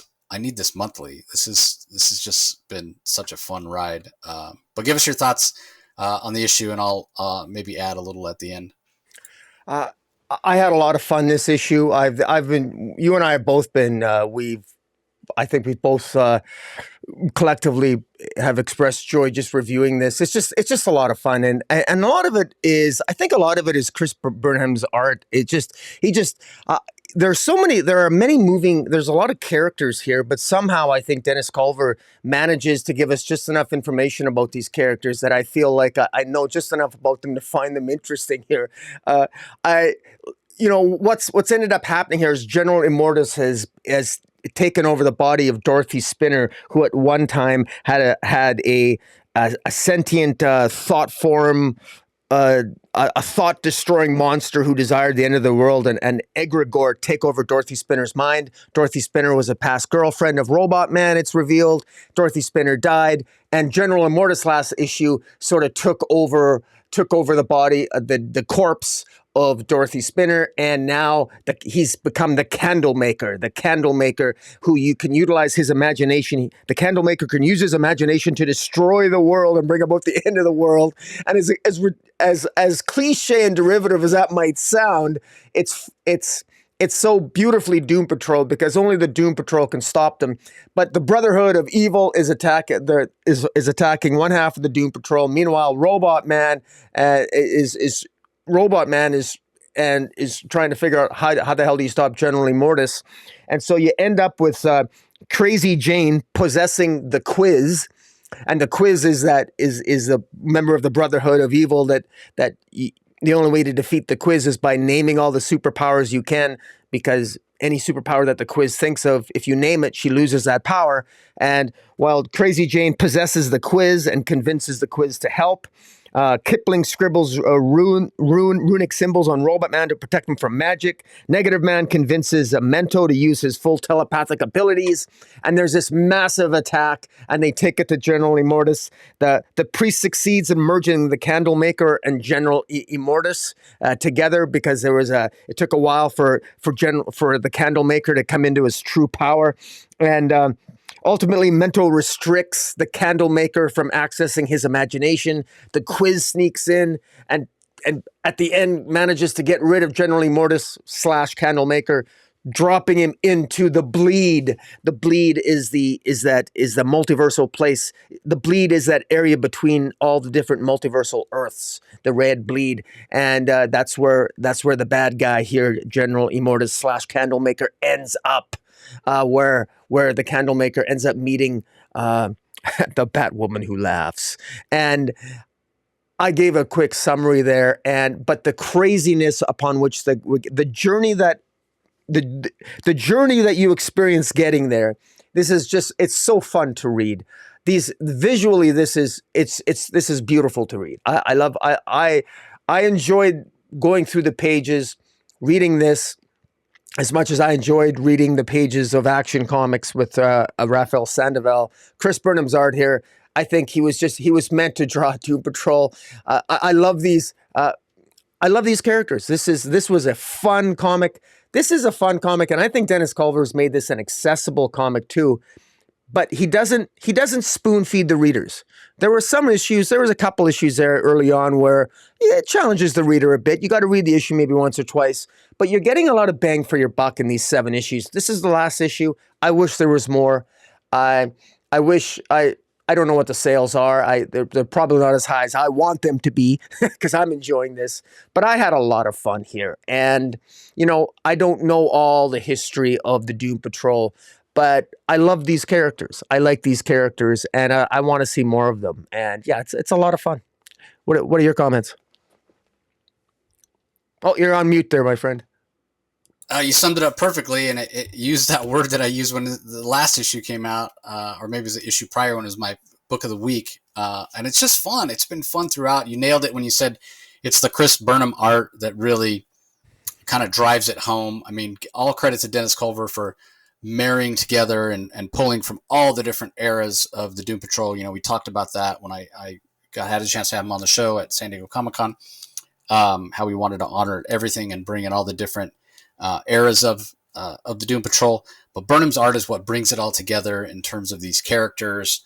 It's just so much fun. And it's not only bringing in all the different eras, but also adding new characters, whether it's, what's the guy's name? Degenerate, or, Yeah. or this new version of General Immortus, who's mashed up with the Candlemaker.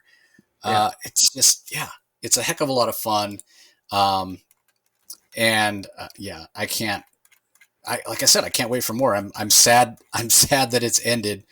And my only nitpick, and I'm sure you probably know what I'm going to say here, because I'm not a fan of the Batman Who Laughs Last or any of the mashups or any Yeah. of the DC Dark Multiverse stuff. The fact that it ends with this tease of the Batwoman Who Laughs Last, I could have done without that. But Yeah. but this creative team has done such a fantastic job on the series. If there's any team that can make me not just knee-jerk reaction dislike the Batwoman Who Laughs, it would be this. It would be this creative team. And also, kind of going hand in hand with that, you wouldn't think of the Batman Who Laughs as a traditional villain to go up against the Doom Patrol. So for that reason, I think you wouldn't necessarily think of the Batwoman Who Laughs Last as the kind of a Doom Patrol rogues villain, right? But that's exactly why she would be perfect. Don't ever have her go up against Batman. Have her go up against Doom Patrol, because it's such a weird out there idea, the whole dark multiverse in the first place. And it just it doesn't seem like a good match. So for that reason, it's exactly the kind of villain you need to go up against the Doom Patrol. So you could just have some kind of wacky, zany, crazy ideas. So better believe next time I see Dennis, I'll ask him about, dude, what the Batwoman Who Laughs, really? What made you want to make her a villain for the Doom Patrol to go up against? So yeah, again, a lot of fun. Highly recommend it. Tempted to buy the hardcover of this when it comes out. That's how good it is. Okay, up next we have Power Girl number 2, writer Leah Williams, Eduardo Panseca on pencils, Julio Ferreira on inks, colors by Romulo Fajardo Jr., letters by Becca Carey. Fantastic Gary Frank main cover. Love Gary Frank on Power Girl covers for sure. So, we both enjoyed the first issue. I was kind of surprised how much you enjoyed it, actually. But what do you think of issue number 2 here? I enjoyed this again too. There was a couple of surprises, man. I was really surprised by one thing in particular. I was surprised that Paige Stetler, Paige Power Girl, is working at the Daily Planet as kind of a reporter, and her boss is Lois Lane. That was kind of surprising to me. And now she's got another guy who she thinks works for the CIA that is trying to recruit her. But nonetheless, she is a report. She is basically she does work. Seems to be a staff writer for the Daily Planet, which I thought was rather interesting.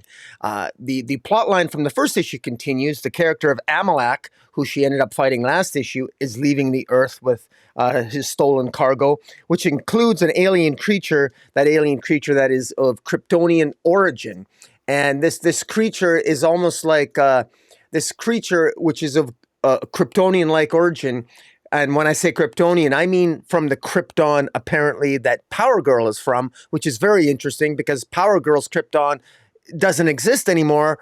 But nonetheless, this creature seems to exist, and it has Kryptonian-like DNA that Amalak comments on. But it's sort of it seems to go. It enters Amalak's body through his mouth in a very Eduardo Panseca's art is fantastic.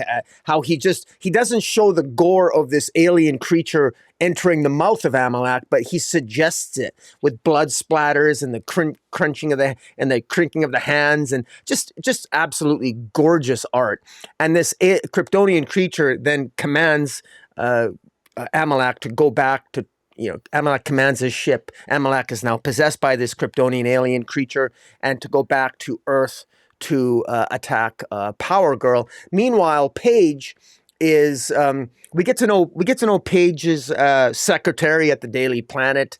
Uh, we get to know this we get to know her secretary. Not that and we get to know this Axel Gust guy keeps calling her, who he wants to recruit her. He seems to be some sort of super spy. We don't know exactly anything about him, but we'll probably hear more about him in the future issues.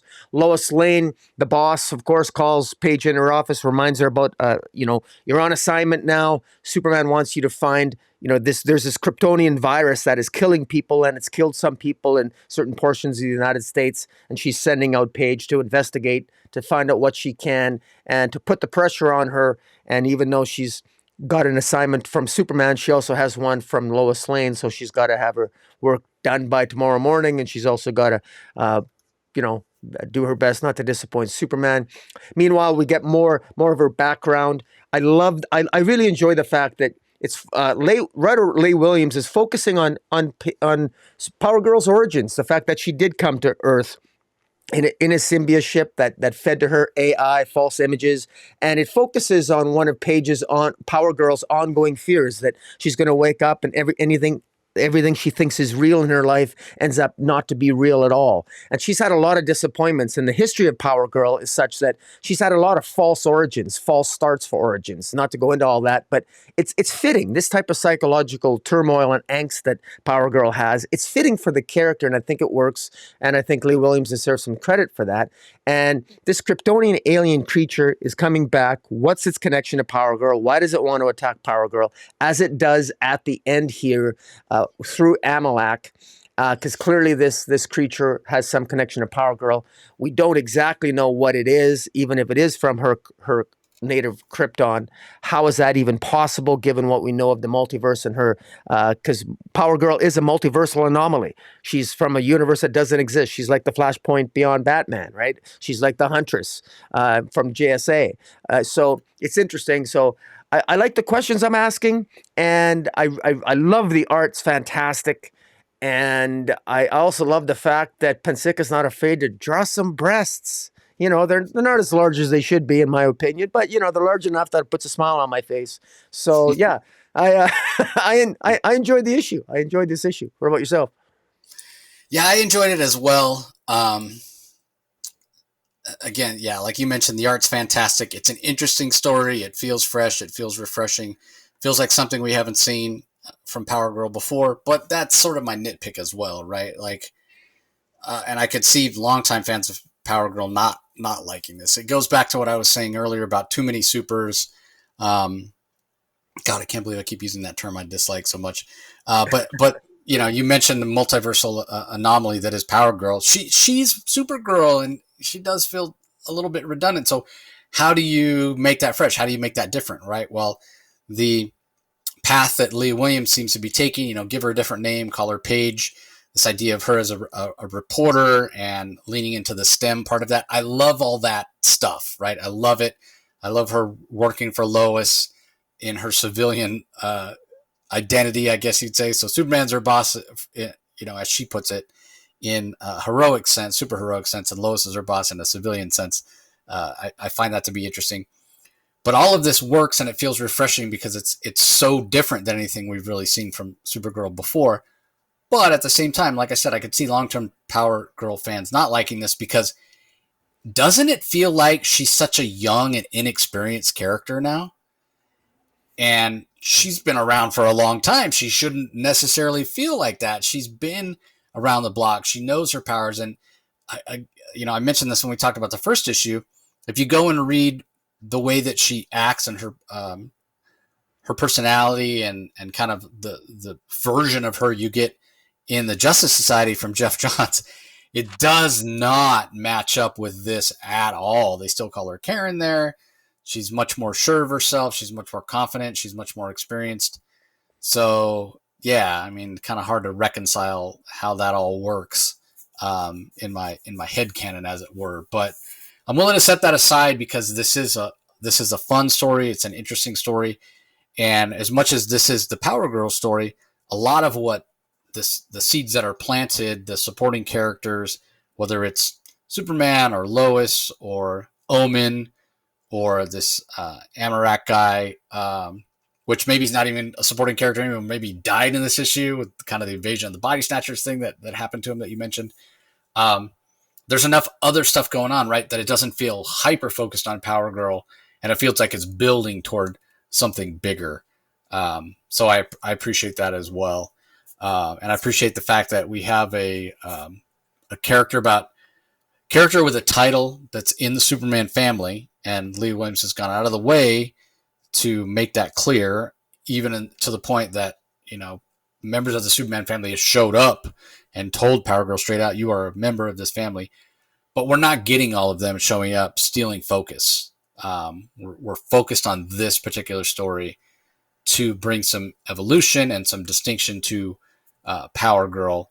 And again, I'll set aside the fact that it feels a little wonky that she's coming across as so green, so wet behind the ears, as it were, because this is a good story and I'm enjoying it. So, all right.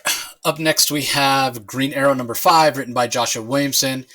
Most of the art is handled by Sean Isaacs, but we do get some Phil Hester and Andy Park's art at the end, which harkens back to, I think it was Quiver, right? When Ollie first came back from the dead, that Kevin Smith written story.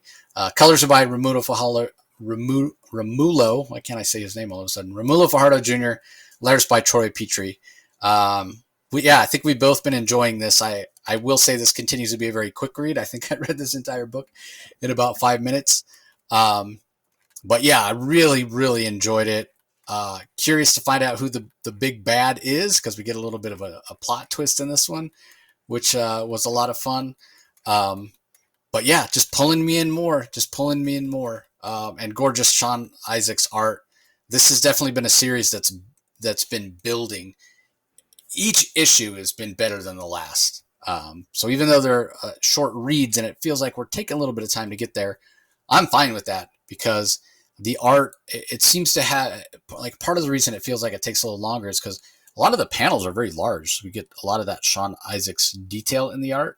And if that's the reason it's taken a little longer, if we're maybe an issue behind where we would normally be if we didn't have so many splash pages and if the panels are smaller and we got more story per issue, I wouldn't be enjoying the art as much. I wouldn't get to see that detail and the storytelling. And so I'm fine with it moving a little slower and help to focus on that art, because this one's firing on all cylinders. Again, each issue better than the last. So a lot of fun. What'd you think? I'm actually surprised. I was disappointed in this issue.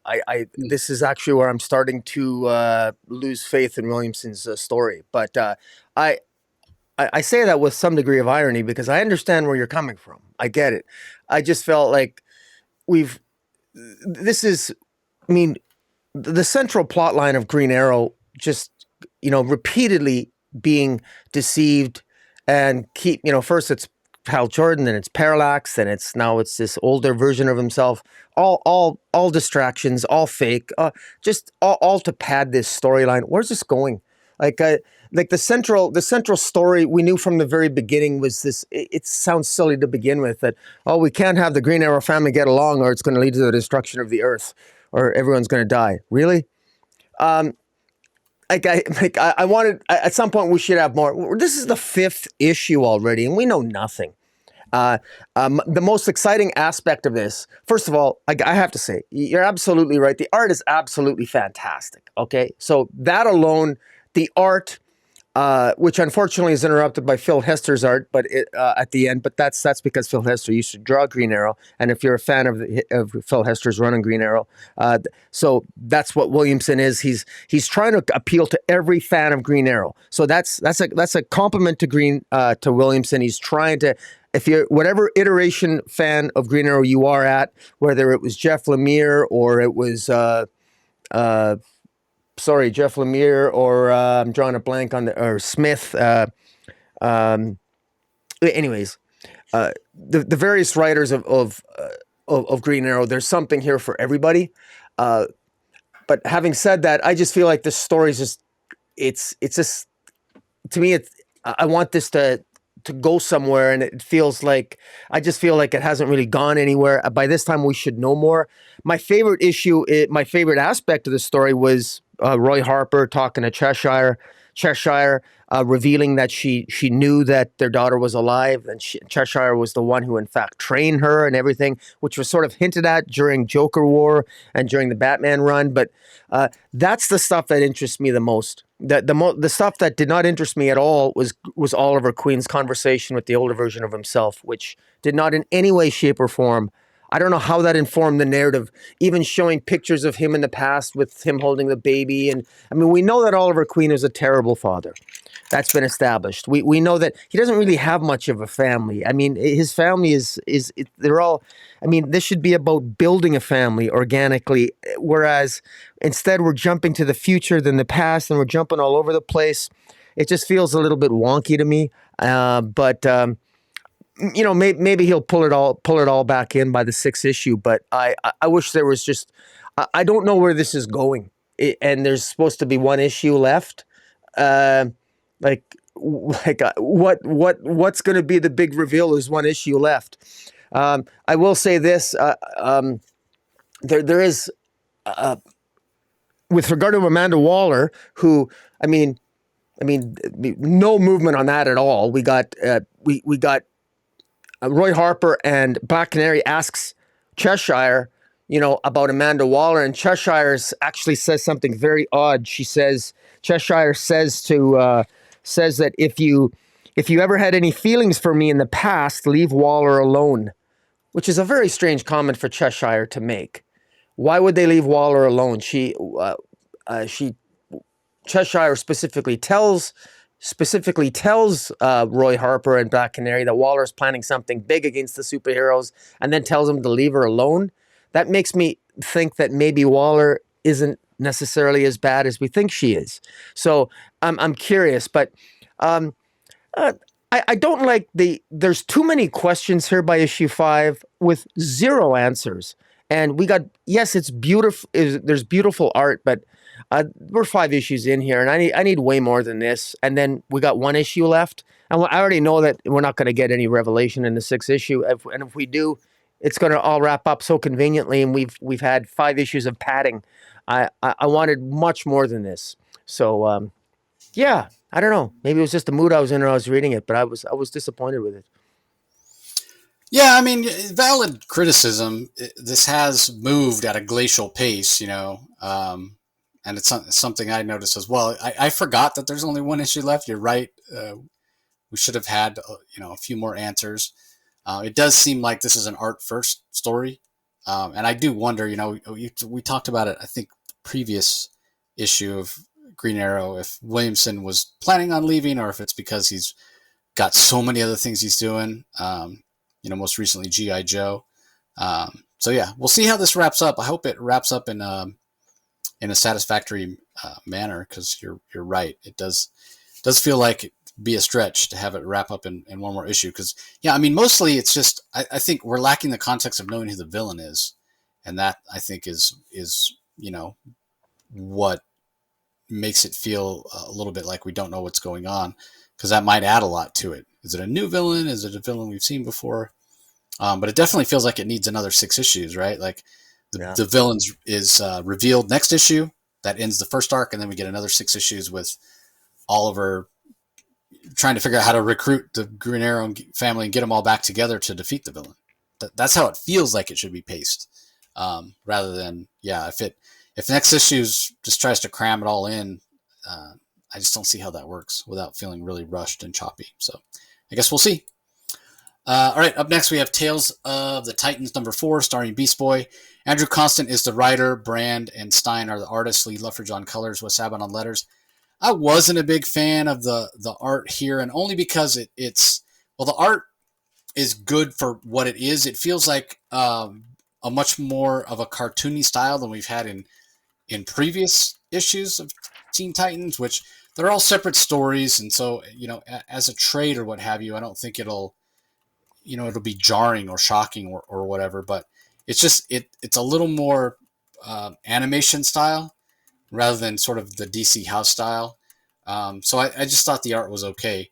As far as the story goes, it's Andrew Constant does a decent job of trying to sort of fix the abuse that Beast Boy has received at the hands of various writers in recent years. He doesn't bother to try to clean up what happened in Titans Academy, which again, I'm fully blaming the whole mashup of Cyborg and Gar together as an editorial thing. And I don't think that was something that Tim Sheridan would have done. And then it was done and then immediately forgotten about, like total garbage. Cyborg's got his own series. We got Beast Boy with his own one shot here, and it's not even mentioned. So clearly they're not melded together anymore. Untold story of how they got disentangled or whatever.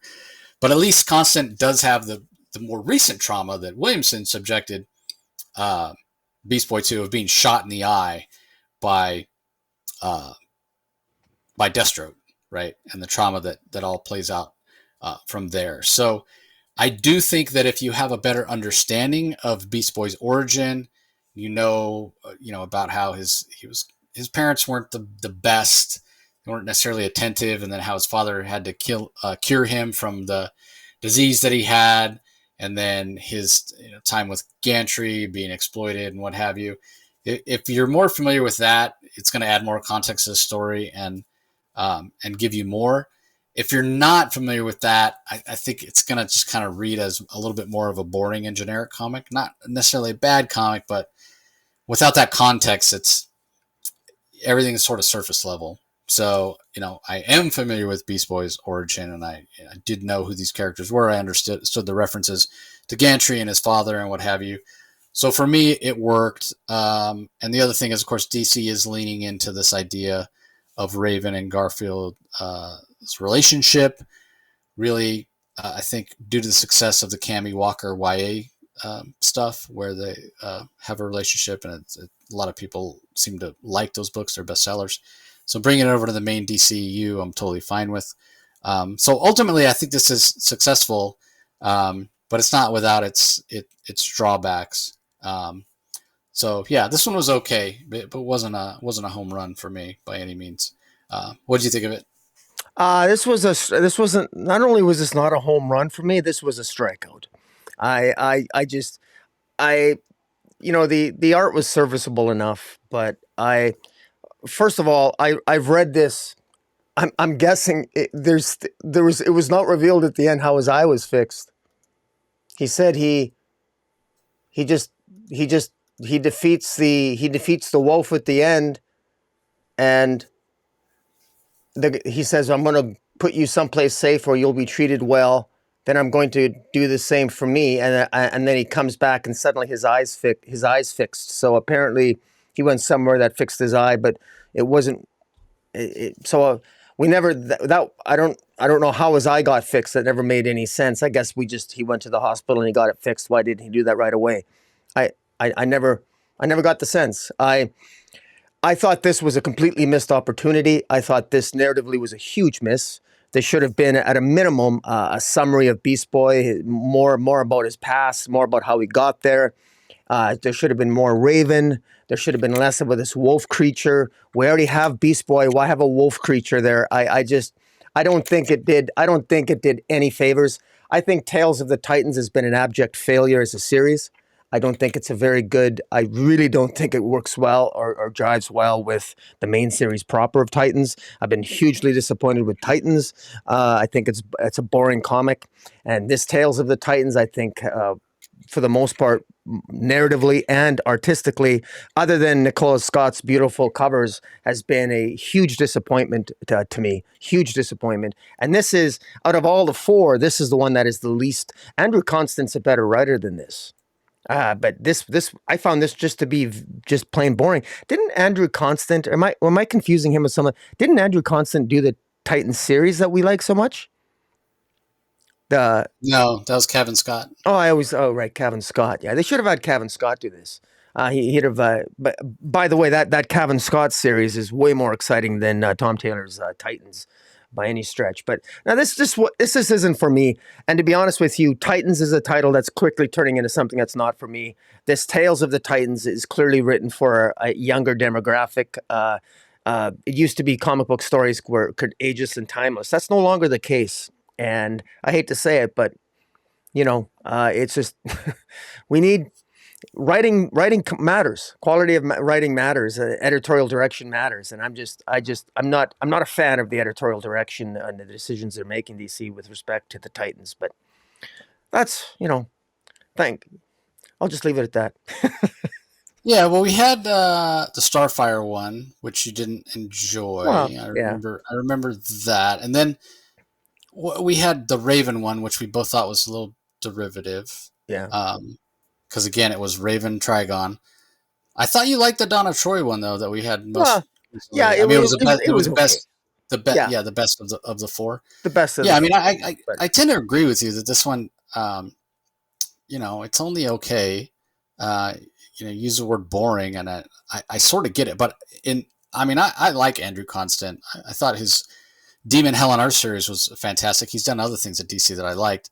I don't hold it all against him because I think he had by far of all four of the books focusing on these four characters, he had the toughest job. He had the toughest job to try to make sense of, just because of all the crap that DC's put Beast Boy through recently. And as far as his eye being healed, I mean, maybe it's just the way I made sense of it. He's a shapeshifter, so I always thought it was kind of interesting that they made it like, oh my god, he is almost dead. Because I mean, if you're a shapeshifter, can't you just like shift into the form of another animal, and all your cells and whatever do what they need to do to shapeshift, and then you shift back? Wouldn't your idea? It's like shooting Plastic Man, right, or Mister Fantastic. Like your very existence, your very corporeal form is malleable. So yeah, can't you just shape change to something else, to like a bunny, and then shape change back? And wouldn't your body just remembers, oh, this is how my eye is constructed, and so it's rebuilt. So anyway, I mean that's how it made sense to me. But I get what you're saying. It certainly wasn't. It wasn't explained. It wasn't yeah, outright said. But that's kind of how I took it. But yeah. maybe I'm just doing their work for them, as I so often do. All right, not going to have a lot to say about this one. We have Harley Quinn number. What number are Oh, we on? good. 33 here. Uh, Written by Tinny Howard. Art is by Sweeney Boo. Um, I I go back and forth on this title. Sometimes I really really enjoy it. Other times I'm just frustrated by it. Um, Here, like the biggest thing, the most interesting thing is the fact that it appears that it might be Lou and Bud, her hyenas, who Tinny Howard has introduced this idea that they're sort of these very intelligent multiversal beings. And we found out last issue that different Harleys of the multiverse are being murdered. And then come to find out this issue, maybe it's this multiversal version of Lou and Bud. Maybe it's not even really Lou and Bud. Maybe the real Lou and Bud have been replaced. But maybe it's these multiversal beings that are killing the various Harleys across the universe. No explanation for why yet, but it is sort of interesting. But in terms of the art and the color, this is starting to slip for me a little bit. Um, it just, I don't know. This issue, I've been trying to be on board with this, but this issue, it didn't work for me. I couldn't get into this issue. It feels like the story's dragging on just a little bit too long at this point. Um, so yeah, I don't really have much else to say other than that. I know this hasn't been for you, because it's not the version of Harley you like, and I've been trying to embrace it for what it is, and for the most part, it's been working. But it's starting to feel like it's dragging on just a little bit too long. Um, and we still have never really got an explanation of how Harley was able to do the things has done. Like, she's become this multiversal hopping character that we, in my mind, haven't gotten a satisfactory explanation for how she has these powers. Um, and the relationship between her and Poison Ivy, which has been a little bit up and down in terms of how Tinny has handled it, is definitely on a downswing in this issue. So that feels a little feels a little bad. It feels a little negative. They're sort of sniping at each other. It's not fun. And I'm not even this big fan of Harley and Ivy as a couple. Um, I could sort of take it or leave it. But if you're gonna put them together, God, don't have them snipe against each other. That's just, again, it just feels bad. Um, so I don't know. And then the backup, I'll just go ahead and mention it. Yeah. Gretchen Felker Martin is the writer. Gorgeous Hayden Sherman art, but it's another instance where it felt like, what's the point? What was the point of it? Like, it must have gone way over my head because I did not get the point of it at all. Yeah. Not even the tiniest bit. I was like, what? I have no idea why this story exists. Like absolutely none. Maybe somebody else can explain it to me, but Harley's having bad dreams. Like her tooth falls out, and then she has this idea that she's nothing and melds into a wall. Like, what? I Yeah, didn't. it I made no didn't. sense to me either. Like, I mean, Yeah, I didn't get it at all. And the last thing I'll say about this is, I mentioned the main story written by Tinny Howard, Sweeney Boo on the art. I can't give any other credits because there's no credits at all in our press copy. So sorry about that.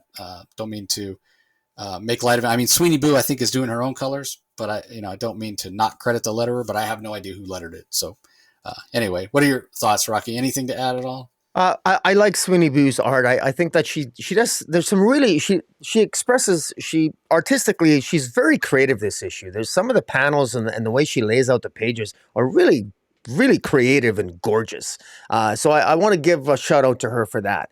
It's just the story itself hasn't really captivated me. Although I will say it was kind of it was funny seeing Harley, like Harley Quinn and Python Ivy in Captain Carrot's world of Earth, whatever it is, Earth-23, and we get Lady Quirk again of Earth-48, and ultimately we get the brother Eye and Harley Quinn going into the Library of War to figure out who's trying to kill her and their different iterations throughout the multiverse.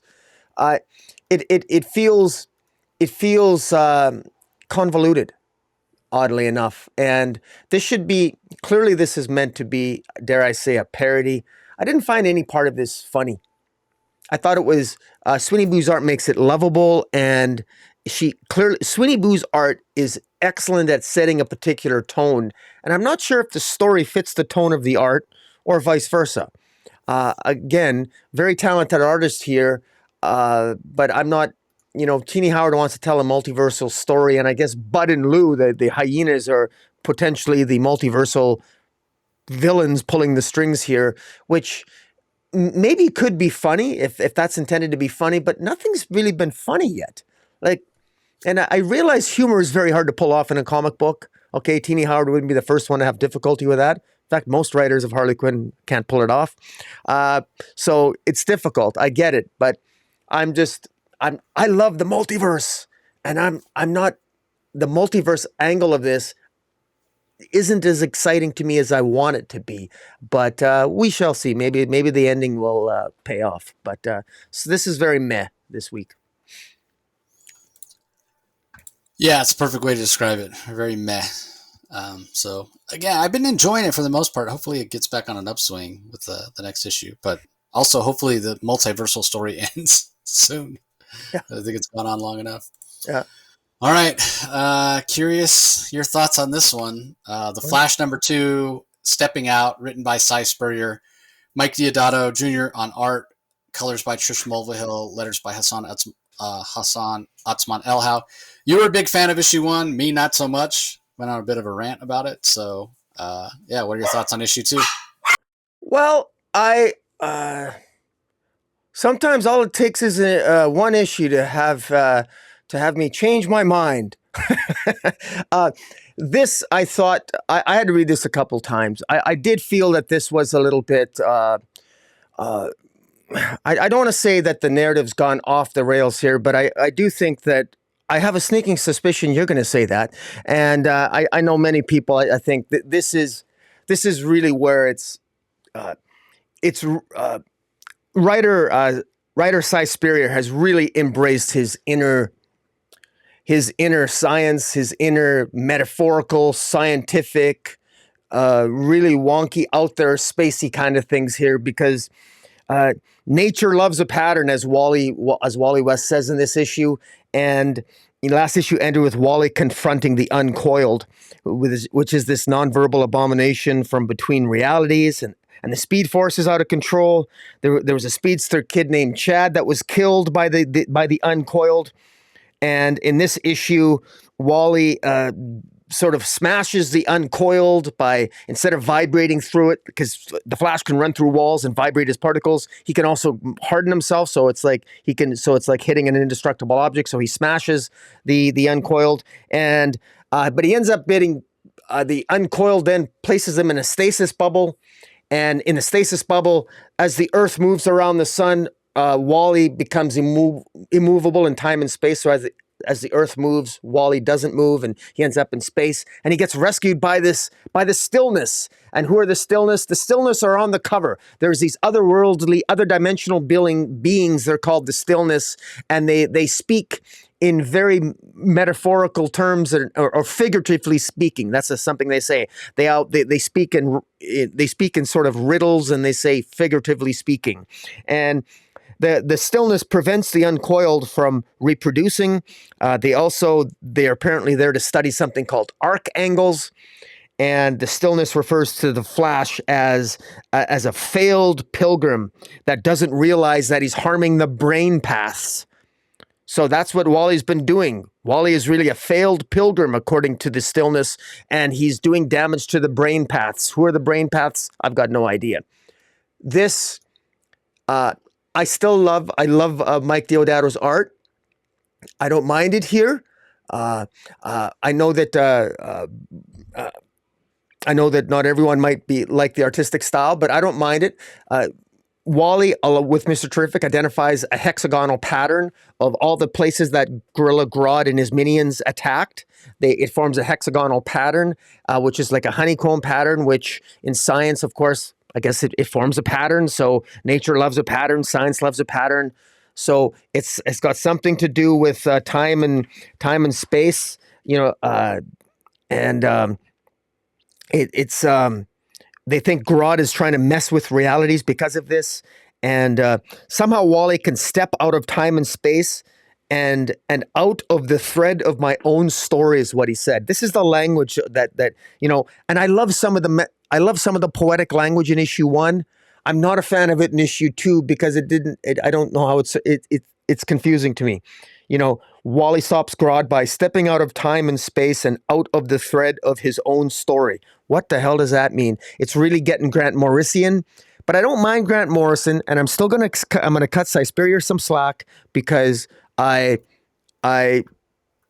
because if he's trying to channel his inner Grant Morrison, so be it. I'll cut him some slack, and we'll see where this goes. But I hope this does not continue to get too esoteric. I hope it begins to become a little bit more clear as these issues move forward. But I'm really curious to hear your thoughts. Yeah, this is an interesting one, right? So the first issue worked for you, second issue didn't. For me, the first issue was bad. No other way to put it. Didn't like it, didn't work for me. The second issue did. The second issue did. It's completely flipped.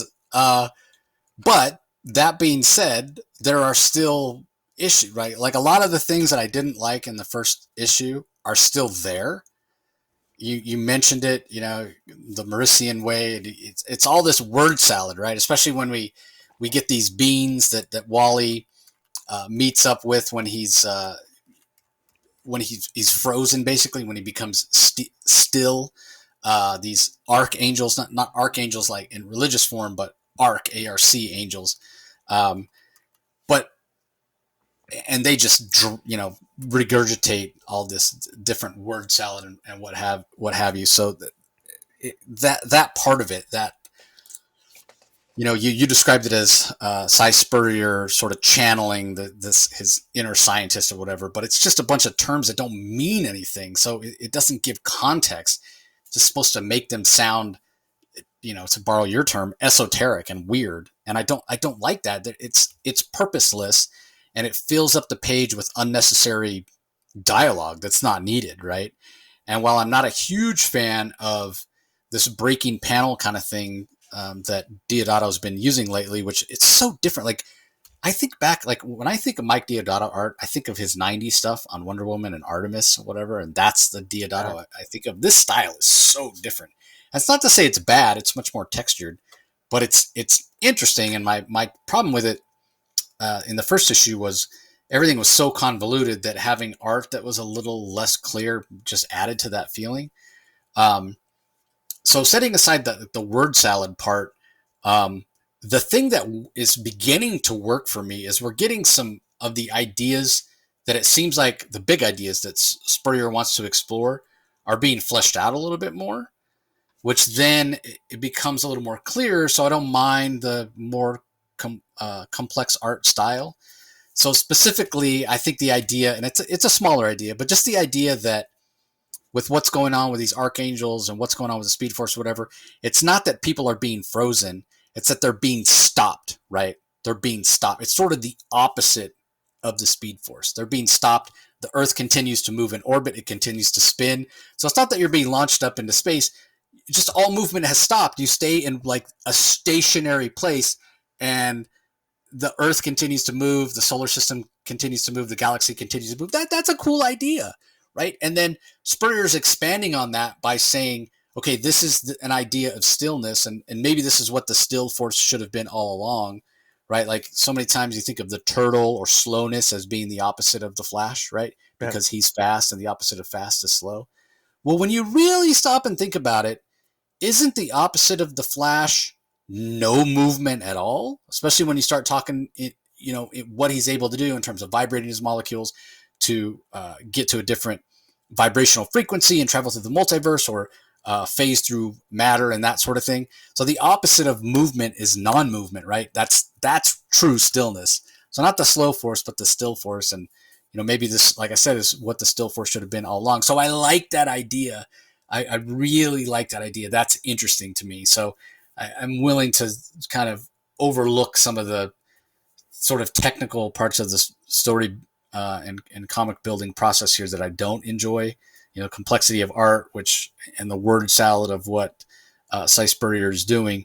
And then you take it to the other level and how he's kind of leveling up Wally to the point where he's saying, God, he's moving so fast that he's not even really moving anymore. He's and you mentioned this as something that didn't work for you. Like he's stepping outside of the story. He's stepping outside of reality. All of a sudden, it's like he can be anywhere at once. That's an interesting idea, right? That he can move so fast that he doesn't have to be moving. It appears that he's not moving. Um, but on the other hand, I can see the problems with it, right? Because it's the same problems that you and I had with Jon Stewart and what Jeffrey Thorne was doing. You make him so powerful that what could ever stop him? Like, what Yeah. would ever be a threat? And it becomes this ex deus machina where, or anytime you write yourself into a corner, well, he's just going to pull this power out of his bag that he has access to when he really, really needs it. And then it becomes boring. It's a cheat, as it were. Um, but again, there's some big ideas here that seem interesting to me. I still have problems with definitely the word salad thing. Is just like spouting gibberish. I don't like it. I went on a rant about it last time. I won't go into it again. Just go back and listen to that again and insert here. Um, but also the fact that how this ties in with something that's going on with Barry is interesting as well. So some cool ideas. They're dangerous ideas in terms of it can take it too far. It can make Wally too powerful, which I think is a problem. Could be a problem. Um, but yeah, there are some concepts here. That's the best way to put it. There are some concepts here that are interesting to me. So it's going to be interesting to see how it continues. Because yeah, I love that idea of, as I'm reading this, I'm thinking, yeah, the opposite of Flash isn't somebody slow.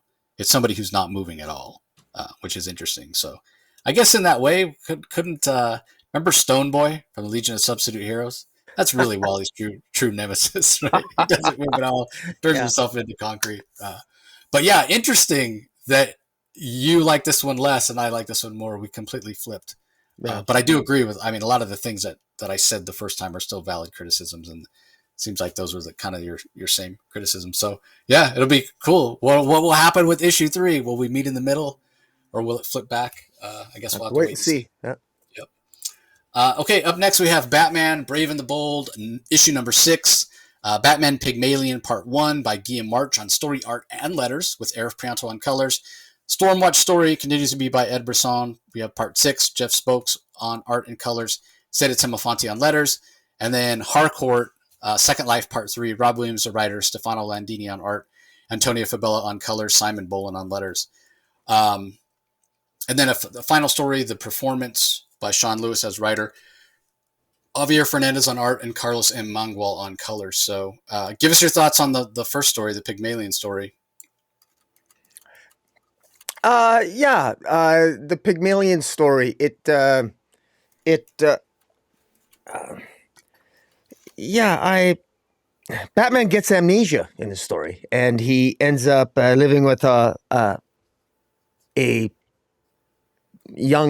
young mother and her daughter, and the daughter ends up wanting to be Batman's sidekick, because this Batman wakes up in basically this young girl's room, and it's actually an interesting story insofar as this young girl sort of knows that she's got Batman, essentially sleeping in her bed and recovering, and she's got her own, the relationship that develops as she tries to tell, Batman wakes up, Bruce Wayne wakes up, and he doesn't remember who he is. And of course, the girl knows that he's actually Batman, and it's kind of an interesting dynamic how it plays out. How Batman, doesn't know who he is, and yet this young girl knows who she is, and it's kind of funny. He wakes up and she's actually wearing a Robin shirt with a Robin on, with an R for Robin. She wants to be his Robin, and it's kind of funny that he still doesn't remember that he's Batman. It still takes a while for him to figure out, who he is, and I thought it was actually some interesting character moments between a young, this Bruce Wayne who's lost his memory. He's clearly Batman, and throughout the story, he's training himself. He's got muscle memory, and his mind's memories maybe slowly coming back, and but he's developing, and he's a relationship with the young girl, and even perhaps even moving toward an intimate relationship with the young girl's mother. And meanwhile, Selina Kyle, Catwoman, sees Batman, sees what's happening, and yet I'm assuming this is a story of a Batman early in his career, and so Catwoman finds it interesting, and does not intercede and doesn't approach him yet, at least at this chapter. But so it's interesting to see to see where this is going to go. I thought it was actually well done. Now, Bruce, it's sort of like it reminded me a little bit for some odd. This might be an odd comparison, but it reminded me of a little bit of a story of an old western where a lone stranger walks into a young town and ends up befriending the populace. Well, this is a guy who sort of wanders into these. This is a amnesiac Batman wanders into the lives of a young woman and her daughter, and he's going to protect them, and they live in a shithole and in the worst part of Gotham, and he's going to protect them. Meanwhile, he's on the roof training. It's kind of weird. It's kind of crazy on the one hand, but damn if it doesn't work because of the character moments between the two. So I thought it was actually not bad. So what do you think? Yeah, I really enjoyed it. Guillaume March, known as an artist, not really a writer. So yeah, I mean, when you break it down, as you mentioned, it's not a wholly original idea. This idea of somebody who's a stranger who comes. I mean, wasn't that a plot of a Jean-Claude Van Damme movie where he loses his? I think Patricia Arquette or Rosanna Arquette was the mom, and there was a kid, and Yeah. is it Universal? Is that Universal Soldier? It might be That's Universal Jason Soldier. Bourne. That's Jason Bourne, isn't it? Jason Bourne. There's another. Yeah, so it's not the most original. Yeah, guy who's formidable fighter and loses memory and protects the persecuted people who are being terrorized by a biker gang or whatever it is. But it's fun and it's heartfelt. And the thing that's interesting about it that Guillaume March gets to explore, he gets to explore a little bit of who Bruce could be without the trauma, right? Mm. There are moments where it's almost like they're becoming a family. It seems like there's some mutual attraction between the woman and Bruce, and but of course, the trauma is there, and he does have flashbacks of the here we go with the pearls again, and his mom parents being killed, and that sort of thing. So yeah, we'll see how it plays out, but I love it. I love it. I thought it was well done, and March getting to draw his own words. Yeah, I was pretty impressed. I was pretty impressed. The second story, I didn't enjoy as much, but I thought it was still overall pretty good. Um, it the I mean, I'm an Ed Brisson fan, and the Jeff Spokes art is absolutely fantastic. But the thing about this uh, story that's been bothering me a little bit is it feels choppy. It feels choppy, and I get why it probably has to feel that way, because Brisson is probably has this idea of, overall the Stormwatch story he wants to tell, and he probably, because it's being told in this Batman Brave and the Bold anthology rather than an ongoing series, he probably doesn't have quite enough space to tell the whole story. So we get these jumps, right? So at the end of the last segment of the story, it was revealed to the Stormwatch team that Amanda Waller is the one that's really calling the shots. And instead of getting that all fleshed out, or responsive to that, this one just kicks off with them on another mission. But I do appreciate that it's against Kanjar-Ro, who's actually very, very powerful Justice League villain typically. And Stormwatch is more of a street level team, and they actually take him out. But it makes sense; it doesn't feel overwrought and what have you. But a little bit of a time jump. Then we go back and we do get some context about how these people feel about working for Waller. And Waller gives some cockamamie, completely Waller-esque excuse for why they would take on the Justice League, and it's the same old bullshit thing that scumbags like Amanda Waller say. Well, eventually Justice League is going to come for us, so we've got to go after them first. That is BS. That is total garbage. But again, it's a fun story. The Jeff Spokes art and colors are fantastic. And the strength of the story, as I've said throughout, is the characterization of these characters from Ed Brisson. He really understands who these characters are. Love the fact that we have a mix of Wildstorm characters and DC characters, with Peacemaker 1 and Ravager, along with some of the Wildstorm characters. But yeah, I gotta admit, I wish this was its own series where Brisson could take his time and flesh it out a little bit more, because I think there's a lot that's interesting here. So I am enjoying it, but there are some cracks, there are some chinks in the armor, as it were. But what do you think of it? I would have rather have the Stormwatch than the Joker who can't stop laughing, or who stopped laughing, or whatever the hell. 100%. Yeah.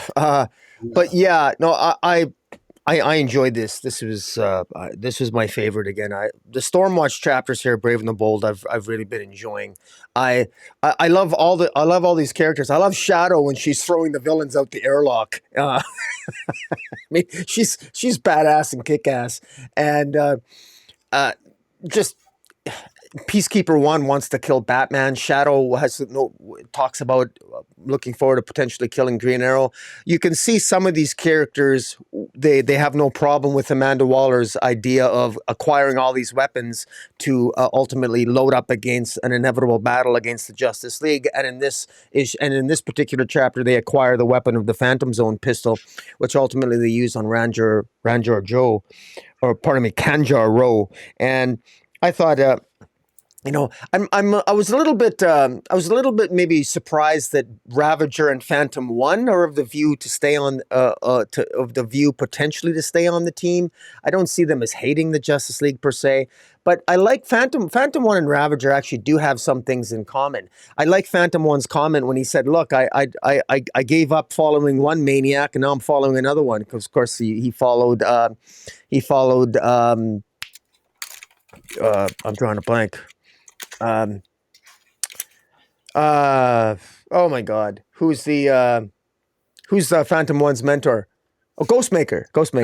Right. Yeah, but he gives up following Ghostmaker only to follow Amanda Waller. So, and he's cognizant of that. And Ravager, of course, knows what it's like to have daddy issues and then following bad authority figures, to say the least. And so it's going to be, this Stormwatch team is very interesting because they're very different. They're very different teammates. And of course, in particular note is they don't have bombs in their heads. They're of their own volition now. And Amanda Waller is finally sort of, maybe at least with respect to the Stormwatch members, realizing that maybe having people siding with people who agree with your cause is better than forcing people to your cause by putting brains in their skulls. So that's maybe interesting. We still don't know Amanda Waller's plan. I'm It's getting a little bit frustrating, really frustrating that this, whatever Amanda Waller's plan is, it's starting to, whatever it is, it's bound to be disappointing and very underwhelming when we get to it, because it just seems to be ridiculous. I mean, it's going to be dragging on this master big plan, you know, this misdirection that's been going on or whatever it is for so long. I think they drag it out and play it out way too long, and I wish they wouldn't do that. I actually, at this point, I want to give a quick shout out to Mark Millar's The Big Game, 5 issues long, fantastic. It gets right to the point, tells you who the villains are, tells you what the villains did with the superheroes. It's quick to the point, it's fantastic, and it's the biggest event of the entire year as far as I'm concerned. That guy knows what he's doing. DC should take a few notes, or at least the writers of DC should start taking a few notes.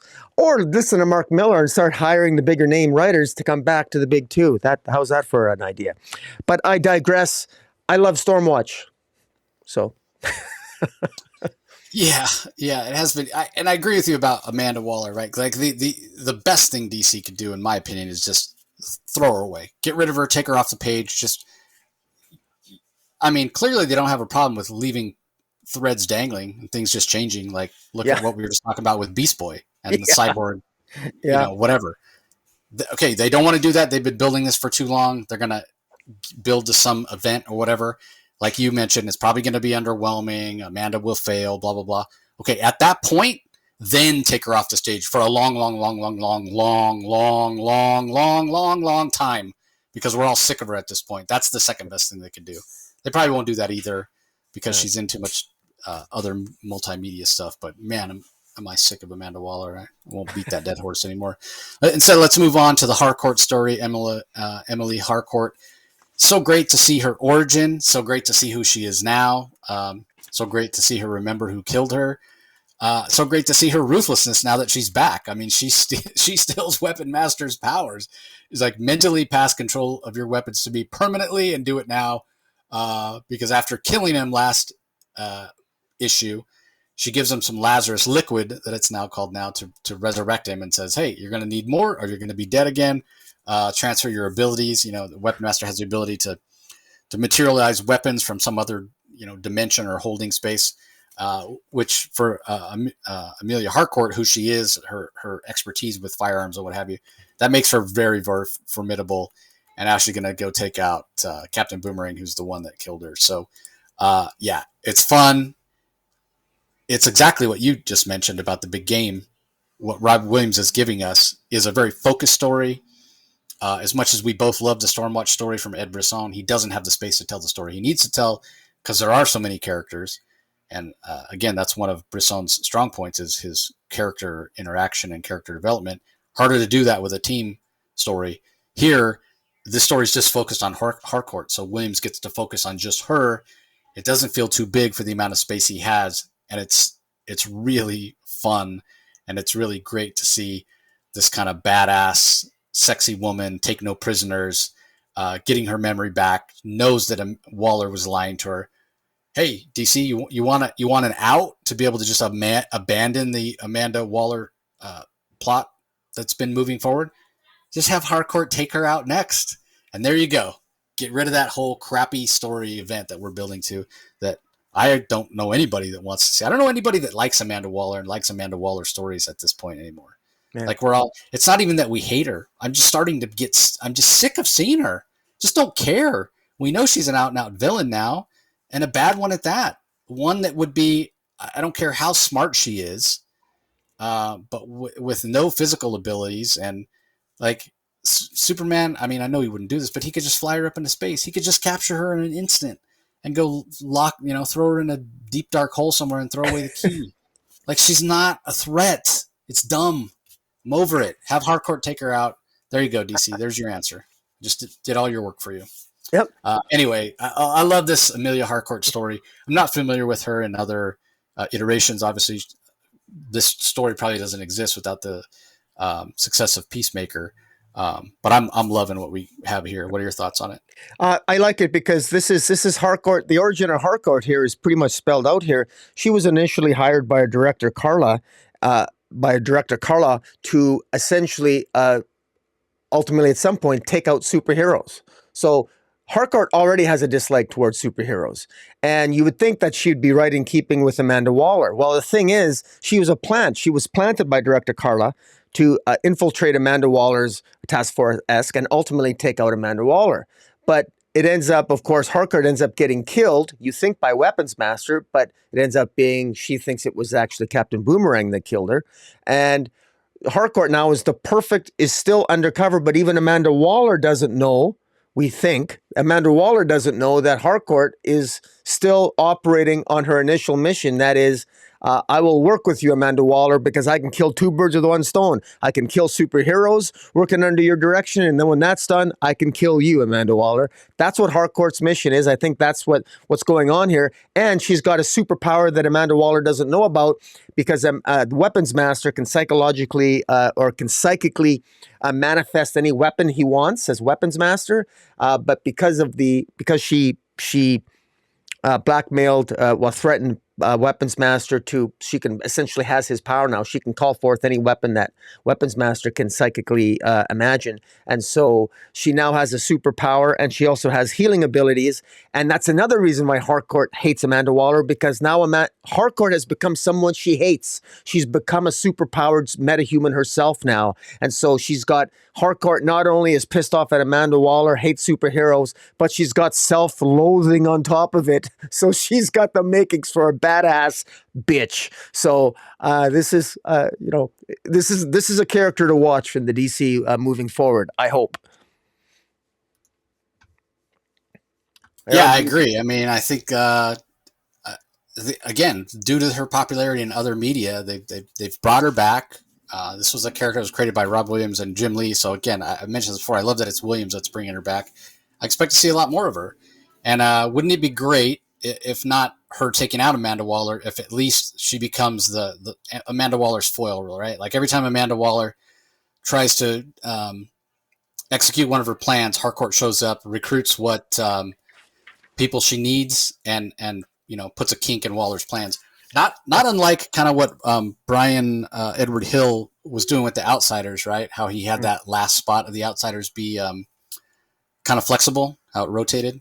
Yeah. Kind of think of Harcourt going around and recruiting whatever team she needs to foil whatever plan of Amanda Waller's is at the moment. Be a lot of fun. All right, the last story, the Sean Lewis story, Gotham Theater, Batman Unmasked. I sort of didn't get this one. It's in black and white, and on its surface, it just seems like this guy who has delusions of grandeur, who knows if he puts on this one-man Batman show, Batman is probably going to show up, and then he offers to a bunch of Batman villains that he knows Batman will be there, and they all show up to try to kill Batman. But then, of course, it goes wrong, and Batman captures them all. I think that's what happened, but I'm not really sure. That's because it was so truncated. Yeah. It's so short. There's a very small space. So I think that's what happened. Kind of interesting. I wish John Lewis had more space. Thought the art was really solid, especially for being black and white. Real, very textured, very interesting. It is a Gotham City story. But yeah, I think it just needed a little more space, because I think that's what happened in this story. But I'm making assumptions that the guy reached out to the villains. How do you do that sort of thing? So yeah, I think it could have done with another page or two. But interesting idea, and good art. So what are your thoughts? Was that what you thought happened as well? That's what I think happened too. That it was just sort of a guy who invites all these villains to a play, and makes it easy for Batman to capture them all, and that's basically it. And it's it was.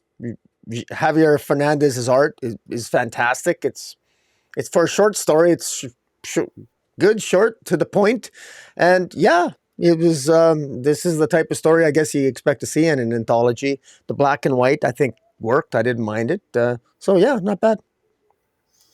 Yeah. So I mean, and the guy does go to jail at the end. Like, so, because now that we're talking about it, I'm thinking, well, he's like crazy, gets taken away in a straitjacket, whatever, probably to Arkham Tower.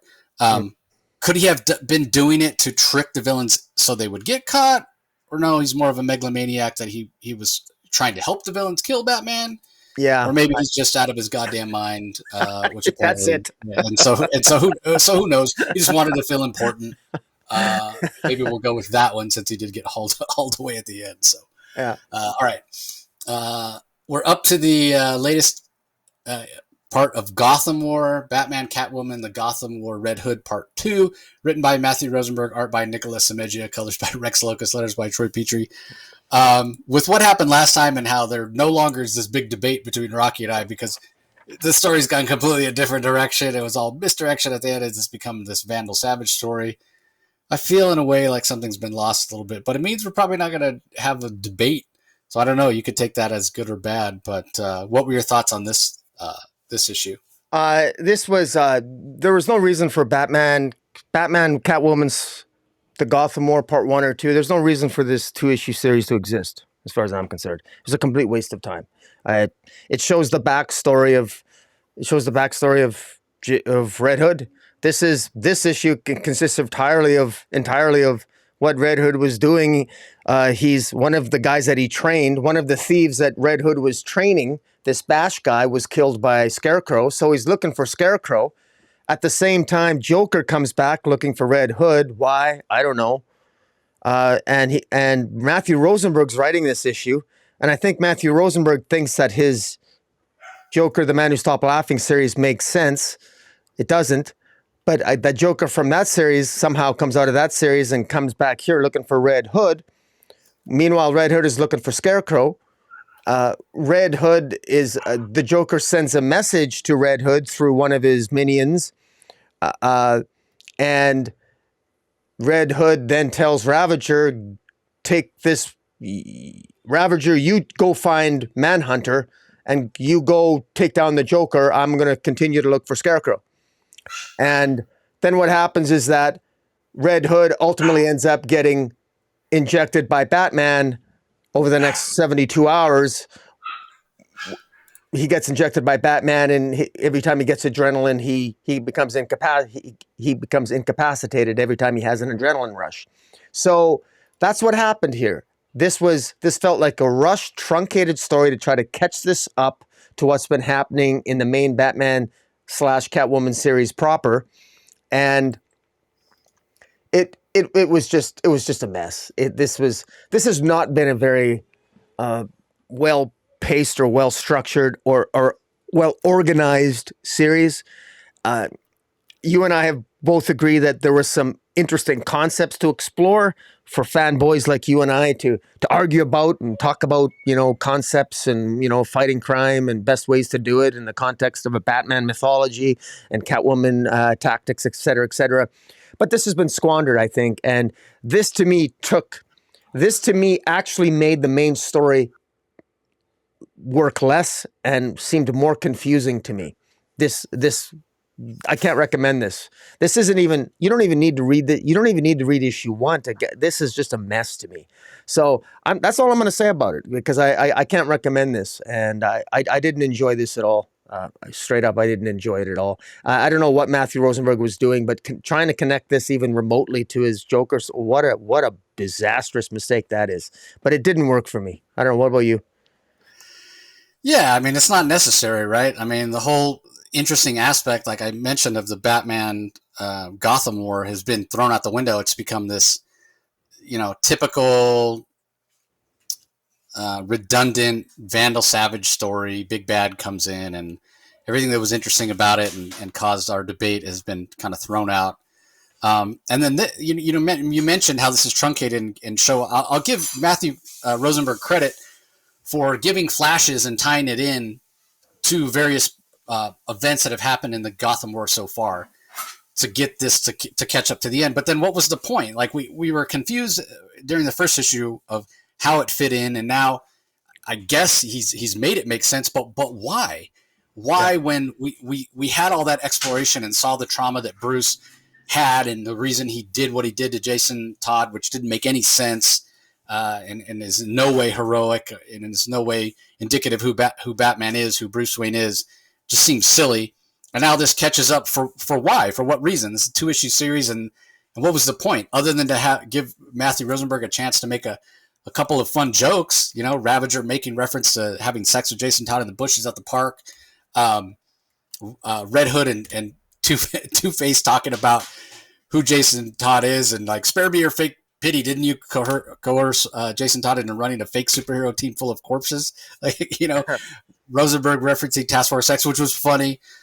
This Joker, which, you know, we both have had our issues with Joker, the man who stopped laughing, and that Joker shows up here, like you mentioned, and it wasn't really my Joker Venom. It was just Solomon Grundy's pee.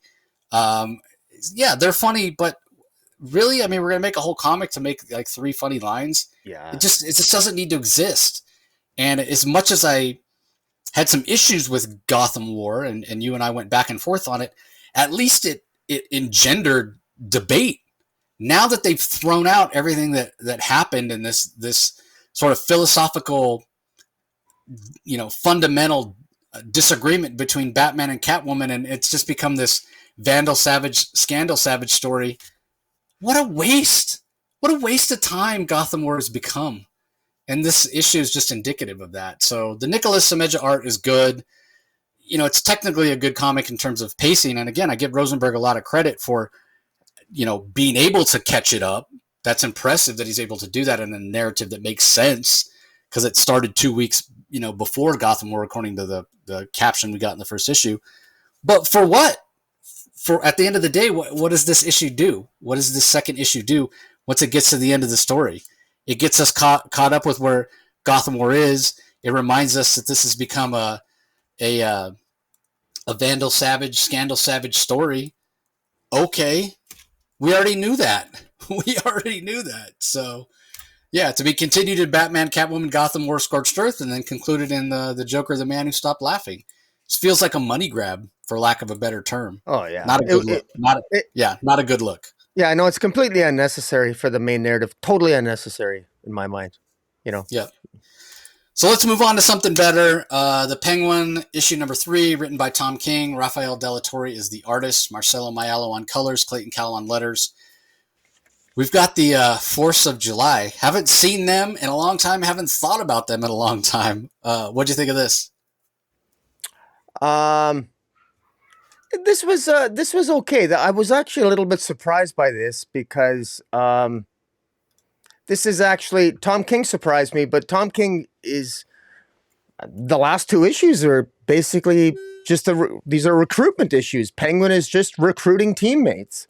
He's so far the Penguin has recruited a detective, I think Mendoza is her name, and the Help as his bodyguard, and now this entire issue is just sort of catching us up on the 4th of July, which are a group of superheroes that have fallen upon very difficult times, and Penguin is basically going to use them to they're going to be his enforcers, because Penguin has to do that because he can't, his normal enforcers in Gotham, of course, have been tied up with Gotham War and being used by Catwoman and then Vandal Savage and Scandal Savage for that nonsense. So Penguin needs to have his own group of new enforcers that are perhaps more reliable. And what this issue does, and what Tom King does very well here, is that he gets us up to speed on who we meet all the members of the 4th of July, from Major Victory to Major Victory to I'm trying to draw the blank. I'm drawing the blanks on all their names. Sparkler, Silent Majority. Silent Majority, right? Yeah, Miss Liberty, and yes, God, what's the plant girl? What's her? I can't think of the plant girl's name. Major Victory. Sparkler, Miss Lady Liberty, Mayflower, the Mayflower. Mayflower. Yeah, there you go. Mayflower. Yeah. And I think this is very well done. Each member of the 4th of July have their own voice. They have their own set of dysfunction. Major Victory is kind of a guy who's very violent. He wants to get back in the game again, even if it means he's got no problem killing. Meanwhile, there's the one, I think it's the Sparkler. He's being blackmailed. Penguin blackmails him by threatening to kill his sister, so he's there reluctantly. The Mayflower there doesn't want to kill, and she just has the ability to change things into plants or resurrect plants or some damn thing. And so they're an eclectic group of former teammates that are now forced to come together to work for a mobster. It's a very interesting dynamic, and I think it actually is an inspired idea by Tom King. I think that's very interesting, and it shows that Penguin is thinking outside the box here. This is a very different Penguin. Penguin isn't playing by his usual tactics and rules anymore. He's utilizing his intellect, whereas in the past, Penguin he always seemed to use his intellect to amass more of a fortune and to protect it. Now he's thinking in terms of strategically. He's thinking more. He's putting a lot of his thought that he normally would put into maybe his planning for heists or for crime. He's now thinking in terms of who are the best people I can get that I can control to protect me. And my God, he's got the help, who is a Shiva level assassin or protector. Major Victory is probably, when you think about it, they're disbanded, but they're very powerful in their own right. Although I do note that Major Victory doesn't have his powers anymore, but you got to wonder if at some point he's going to become powered up. So there's a lot of interesting scenes here. One, even where the help is fighting Major Victory. So Major Victory is Major Victory is going to be trained by someone who is a Shiva level fighter. So Major Victory is only going to get better as a fighter. You can really see that the Penguin isn't pissing around here. When he gets back to Gotham, there's going to be hell to pay, and it's going to be really curious to see where Tom King goes with this series and how is this, I think moving forward, future Batman writers can have a lot more players, a lot more action figures in the sandbox to play with once Tom King is done with this series. Gordon started from Delatorre. Gordon started from Delatorre as well. And to mention that none of them have their powers anymore.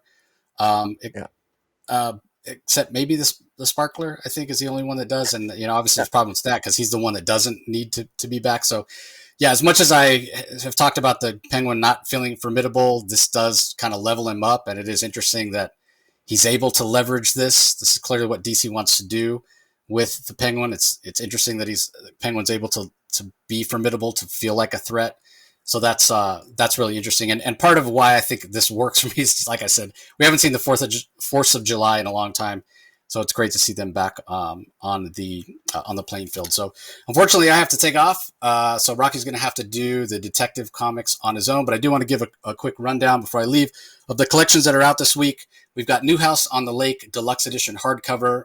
James Tynion, writer, Alvaro Martinez Bueno on art, absolutely fantastic. Stargirl, The Lost Children, from Todd Knock and Jeff Johns, also has a trade paperback out. The first volume of The Human Target has a trade paperback, volume 1. Eisner winning series from Tom King and Greg Smallwood. Superman for All Seasons is getting a new edition, trade paperback. Superman for All Seasons 2023 version. The Titans United Blood Pack series that we mentioned earlier that Kevin Scott did has its collection out. And then the Wonder Woman Evolution story, which was by Stephanie Phillips, Mike Hawthorne on art. We kind of went, it was kind of an up and down series. So I don't know that we can 100% recommend that. And then also the Detective Chimp Casebook Volume 1, which collects a lot of different Detective Chimp stories. Amazing World of DC Comics 1, DC Comics Presents 35, DC Special 1, Tarzan number 231 and 234 and 235, Adventures of Rex the Wonder Dog 4, 6 through 46, and then the Who's Who entry for Detective Chimps is also in that. So if you're a big Detective Chimp fan, definitely check that out. Sorry, I got to take off, but Rocky will bring you guys home with his thoughts on Detective Comics number 1075, and we'll see you guys next week. See you later.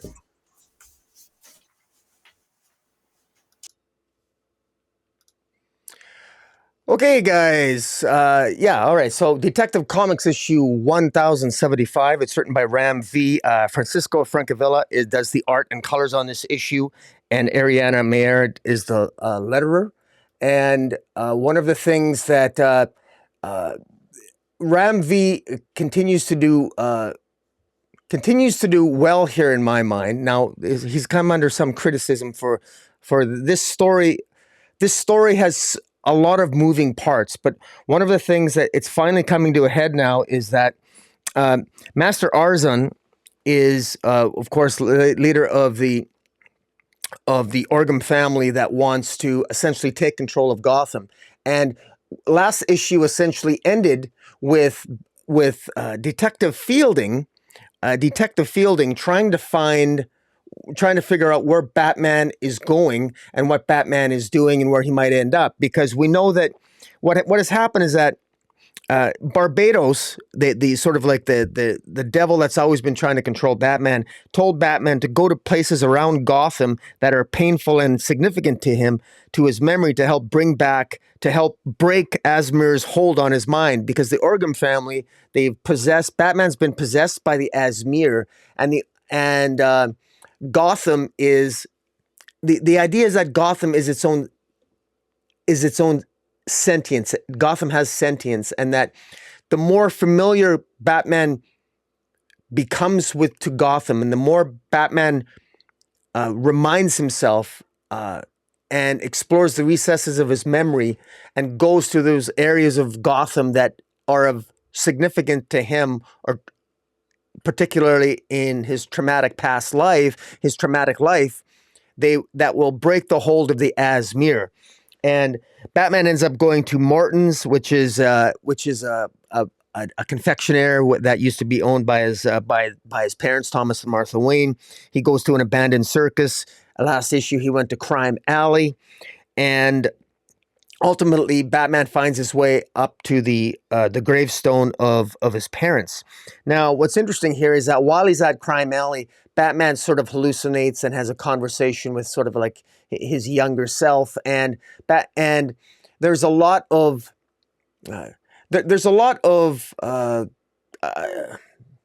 it's Ram V sort of exploring the mind of Bruce Wayne Batman that we've seen done before many times, and so there hasn't been a lot really. So there's nothing new in that respect.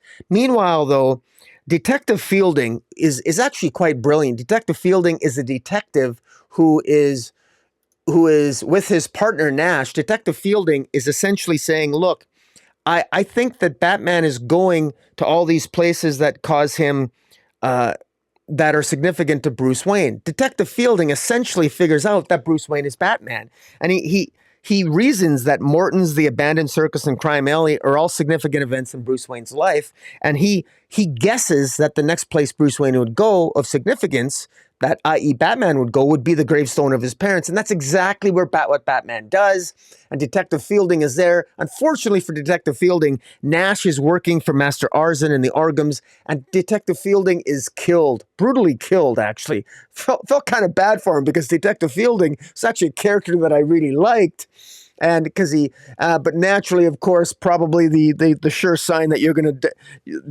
if you're a character in a Batman comic, one of the signs that you're probably going to be killed is if you discover the secret identity of Batman. Unfortunately, that's what happened to Detective Fielding.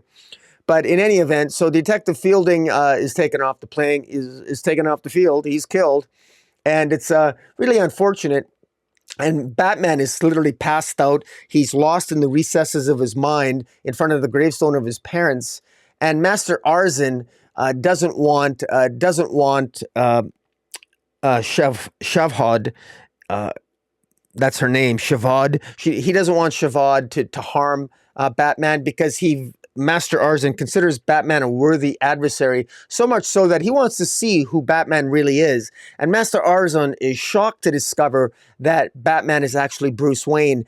And this is where it gets somewhat poignant, because Master Arzon is so shocked that it's Bruce Wayne, because Master Arzon made a promise to Bruce Wayne. He promised Bruce Wayne that the Wayne legacy would not be forgotten. And yet here he finds him destroying the Wayne legacy, and because he's going to be destroying the legacy of Batman in much the same way that he destroyed the legacy of his former bodyguard, when he destroyed the tree and the dreams of his bodyguard as a young boy. And Master Arzon basically, he's asking himself that perhaps Batman is more, Bruce Wayne is maybe more like him. Maybe Bruce Wayne is worth saving. And Master Arzon, it is hinted that Master Arzon, Arzon might come up with a way to maybe save Bruce Wayne, but how you would save Bruce Wayne and then get rid of Batman, good luck with that. And now, so that's basically how it ends. It ends that with Arzon asking himself, is Bruce Wayne worth saving? Because he felt a kinship with Bruce Wayne, that Arzon and Bruce Wayne do have a lot in common. Arzon always had this legacy to live up to as an Orgum. And he's he's got his father's legacy, but he was manipulated by his mother, but he doesn't know to the degree to which he was manipulated by his mother. His mother is the one that was responsible for manipulating him to burn down the tree. The betrayal, his bodyguard protected him, and his lifelong friend, and how his mother betrayed him growing up. He's not aware of the full extent of how he's manipulated by his mother. And Bruce Wayne also has a legacy of dysfunction and of loss and of pain and suffering, and wanting to preserve some kind of redemption and preserve a legacy moving forward. So it's going to be interesting to see how it all resolves itself. But I thought this was really well done. The art by Francisco Francavilla, I think, was great. I love Francisco Francavilla. Whenever I see him on a cover, I got all his covers going right back to his pre-Archie days, and he did a bunch of covers for Lone Ranger, for Dynamite. I got all them. I love them. He's really good at drawing covers for Westerns too and stuff. I love his art. He's also really good with drawing horror and what have you. And he's the perfect artist for the tone of this particular story, with Batman sort of being lost in his mind and going in to Crime Alley in front of a gravestone of his parents, what have you. This was really, he's the perfect artist for this particular issue, and I think it worked very well. I enjoyed this. This was a really good issue. I thought it was character driven. I'm saddened by the loss of Detective Fielding. This was a character I grew to like in only a couple issues, and now all of a sudden he's gone. I feel the loss of Detective Fielding. And Ram V did a really good job here, and his collaboration with Francavilla here is just really good. Now, in terms of the backup is interesting. The backup is by Dan Waters and Aaron Campbell on the art. And what has happened with the backup here is it basically tells the story of how Barbados possessed the young Bruce Wayne and recognized that he could not fully possess a young Bruce Wayne because Bruce still held back a broken piece of his heart from Barbados. In much the same way, I think that an older Bruce Wayne is holding back a piece of his heart from being fully consumed by the Asmir in the main storyline by Ram V. So I think that's the sort of like the thematic and the more metaphorical connection between the two stories. And Dan Waters, I think, did a really good job. And Aaron Campbell art is really good. I mean, it's just, there's something about it. It just looks, it looks horrifying. You can see, I mean, imagine being a young Bruce Wayne and your mind is slowly being taken over by Barbados. But a young Bruce Wayne whose heart is filled with vengeance and a desire for revenge. And yet there's a broken piece of his heart that still wants to be a hero. There's still light there. And that broken piece is so powerful that even Barbados himself can't consume it, but Barbados himself hopes one day he will be able to. And he all but expresses that in the narrative, which is really it's narrated by Barbados himself. And so I thought that was just so powerful, that as dark a place as Bruce Wayne went, which facilitated him becoming and motivated him to become Batman, he still had that piece of a broken heart that was the light that would help him achieve the type of heroic ideal that was necessary to prevent him from going over the edge, embracing lethal force. You know, Batman, Ego, Darwin Cook, great series. That's somehow there's always something that happens that prevents Batman from going over the ledge and taking extreme measures. And it's that broken piece of his heart that is, ironically enough, the strongest part of his psyche.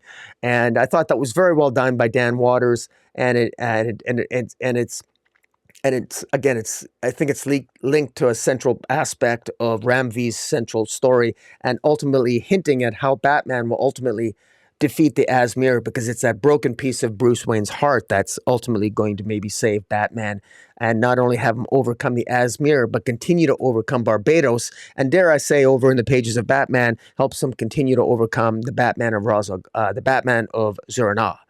But so that's it, guys. Now, in terms of my pick of the week, we can't get we're not going to be able to get Jace's pick of the week. But for my pick of the week, let me just go back to the here now. Now, what am I going to pick? This is a tough one. I have to scan all of these. My pick of the week, I'm going to have to go with. Wow, boy, this is a tough one. You know what? I'm gonna have to go. In terms of just straight fun, Doom Patrol is definitely in my top 3 for sure this week. Doom Patrol was really good. I really liked Wonder Woman. I enjoyed Wonder Woman. Action Comics was fantastic. Man. I think it's between Doom Patrol, Alan Scott Green Lantern, Wonder Woman, and Action Comics. I'm going to go. You know what? I'm narrowing it down now. I'm narrowing it down to Alan Scott Green Lantern and Wonder Woman, and I'm going to go with my pick of the week. My pick of the week is going to be. You know what? My pick of the week, I'm going to go with Wonder Woman 2. I'm going to go with Wonder Woman 2. Issue 2 of Wonder Woman, my pick of the week. And because I think it's that good. Daniel Samper's art was fantastic. I love the reveal of Emily as the central, as being linked to the contest that initially that Diana won all those years ago, that foretold her becoming the emissary to man's world. And I thought it was well done. And I will definitely give I will give a runner up to Alan Scott Green Lantern. And I can't begin to. I could probably guess what Jace might pick, but Jace might have went with Action Comics. We'll have to see. But in any event, I'm going to stick with Wonder Woman issue 2. And guys, thanks for listening, guys. Thanks for watching. You can check out this as on the Comic Source podcast, on wherever podcasts are, the Comic Source podcast. You can also check out the channel. You can hit the subscribe button here. It's comic space boom exclamation mark. Thanks for watching. Hit the subscribe button. And until next time, it is Comic Boom and Comic Source out.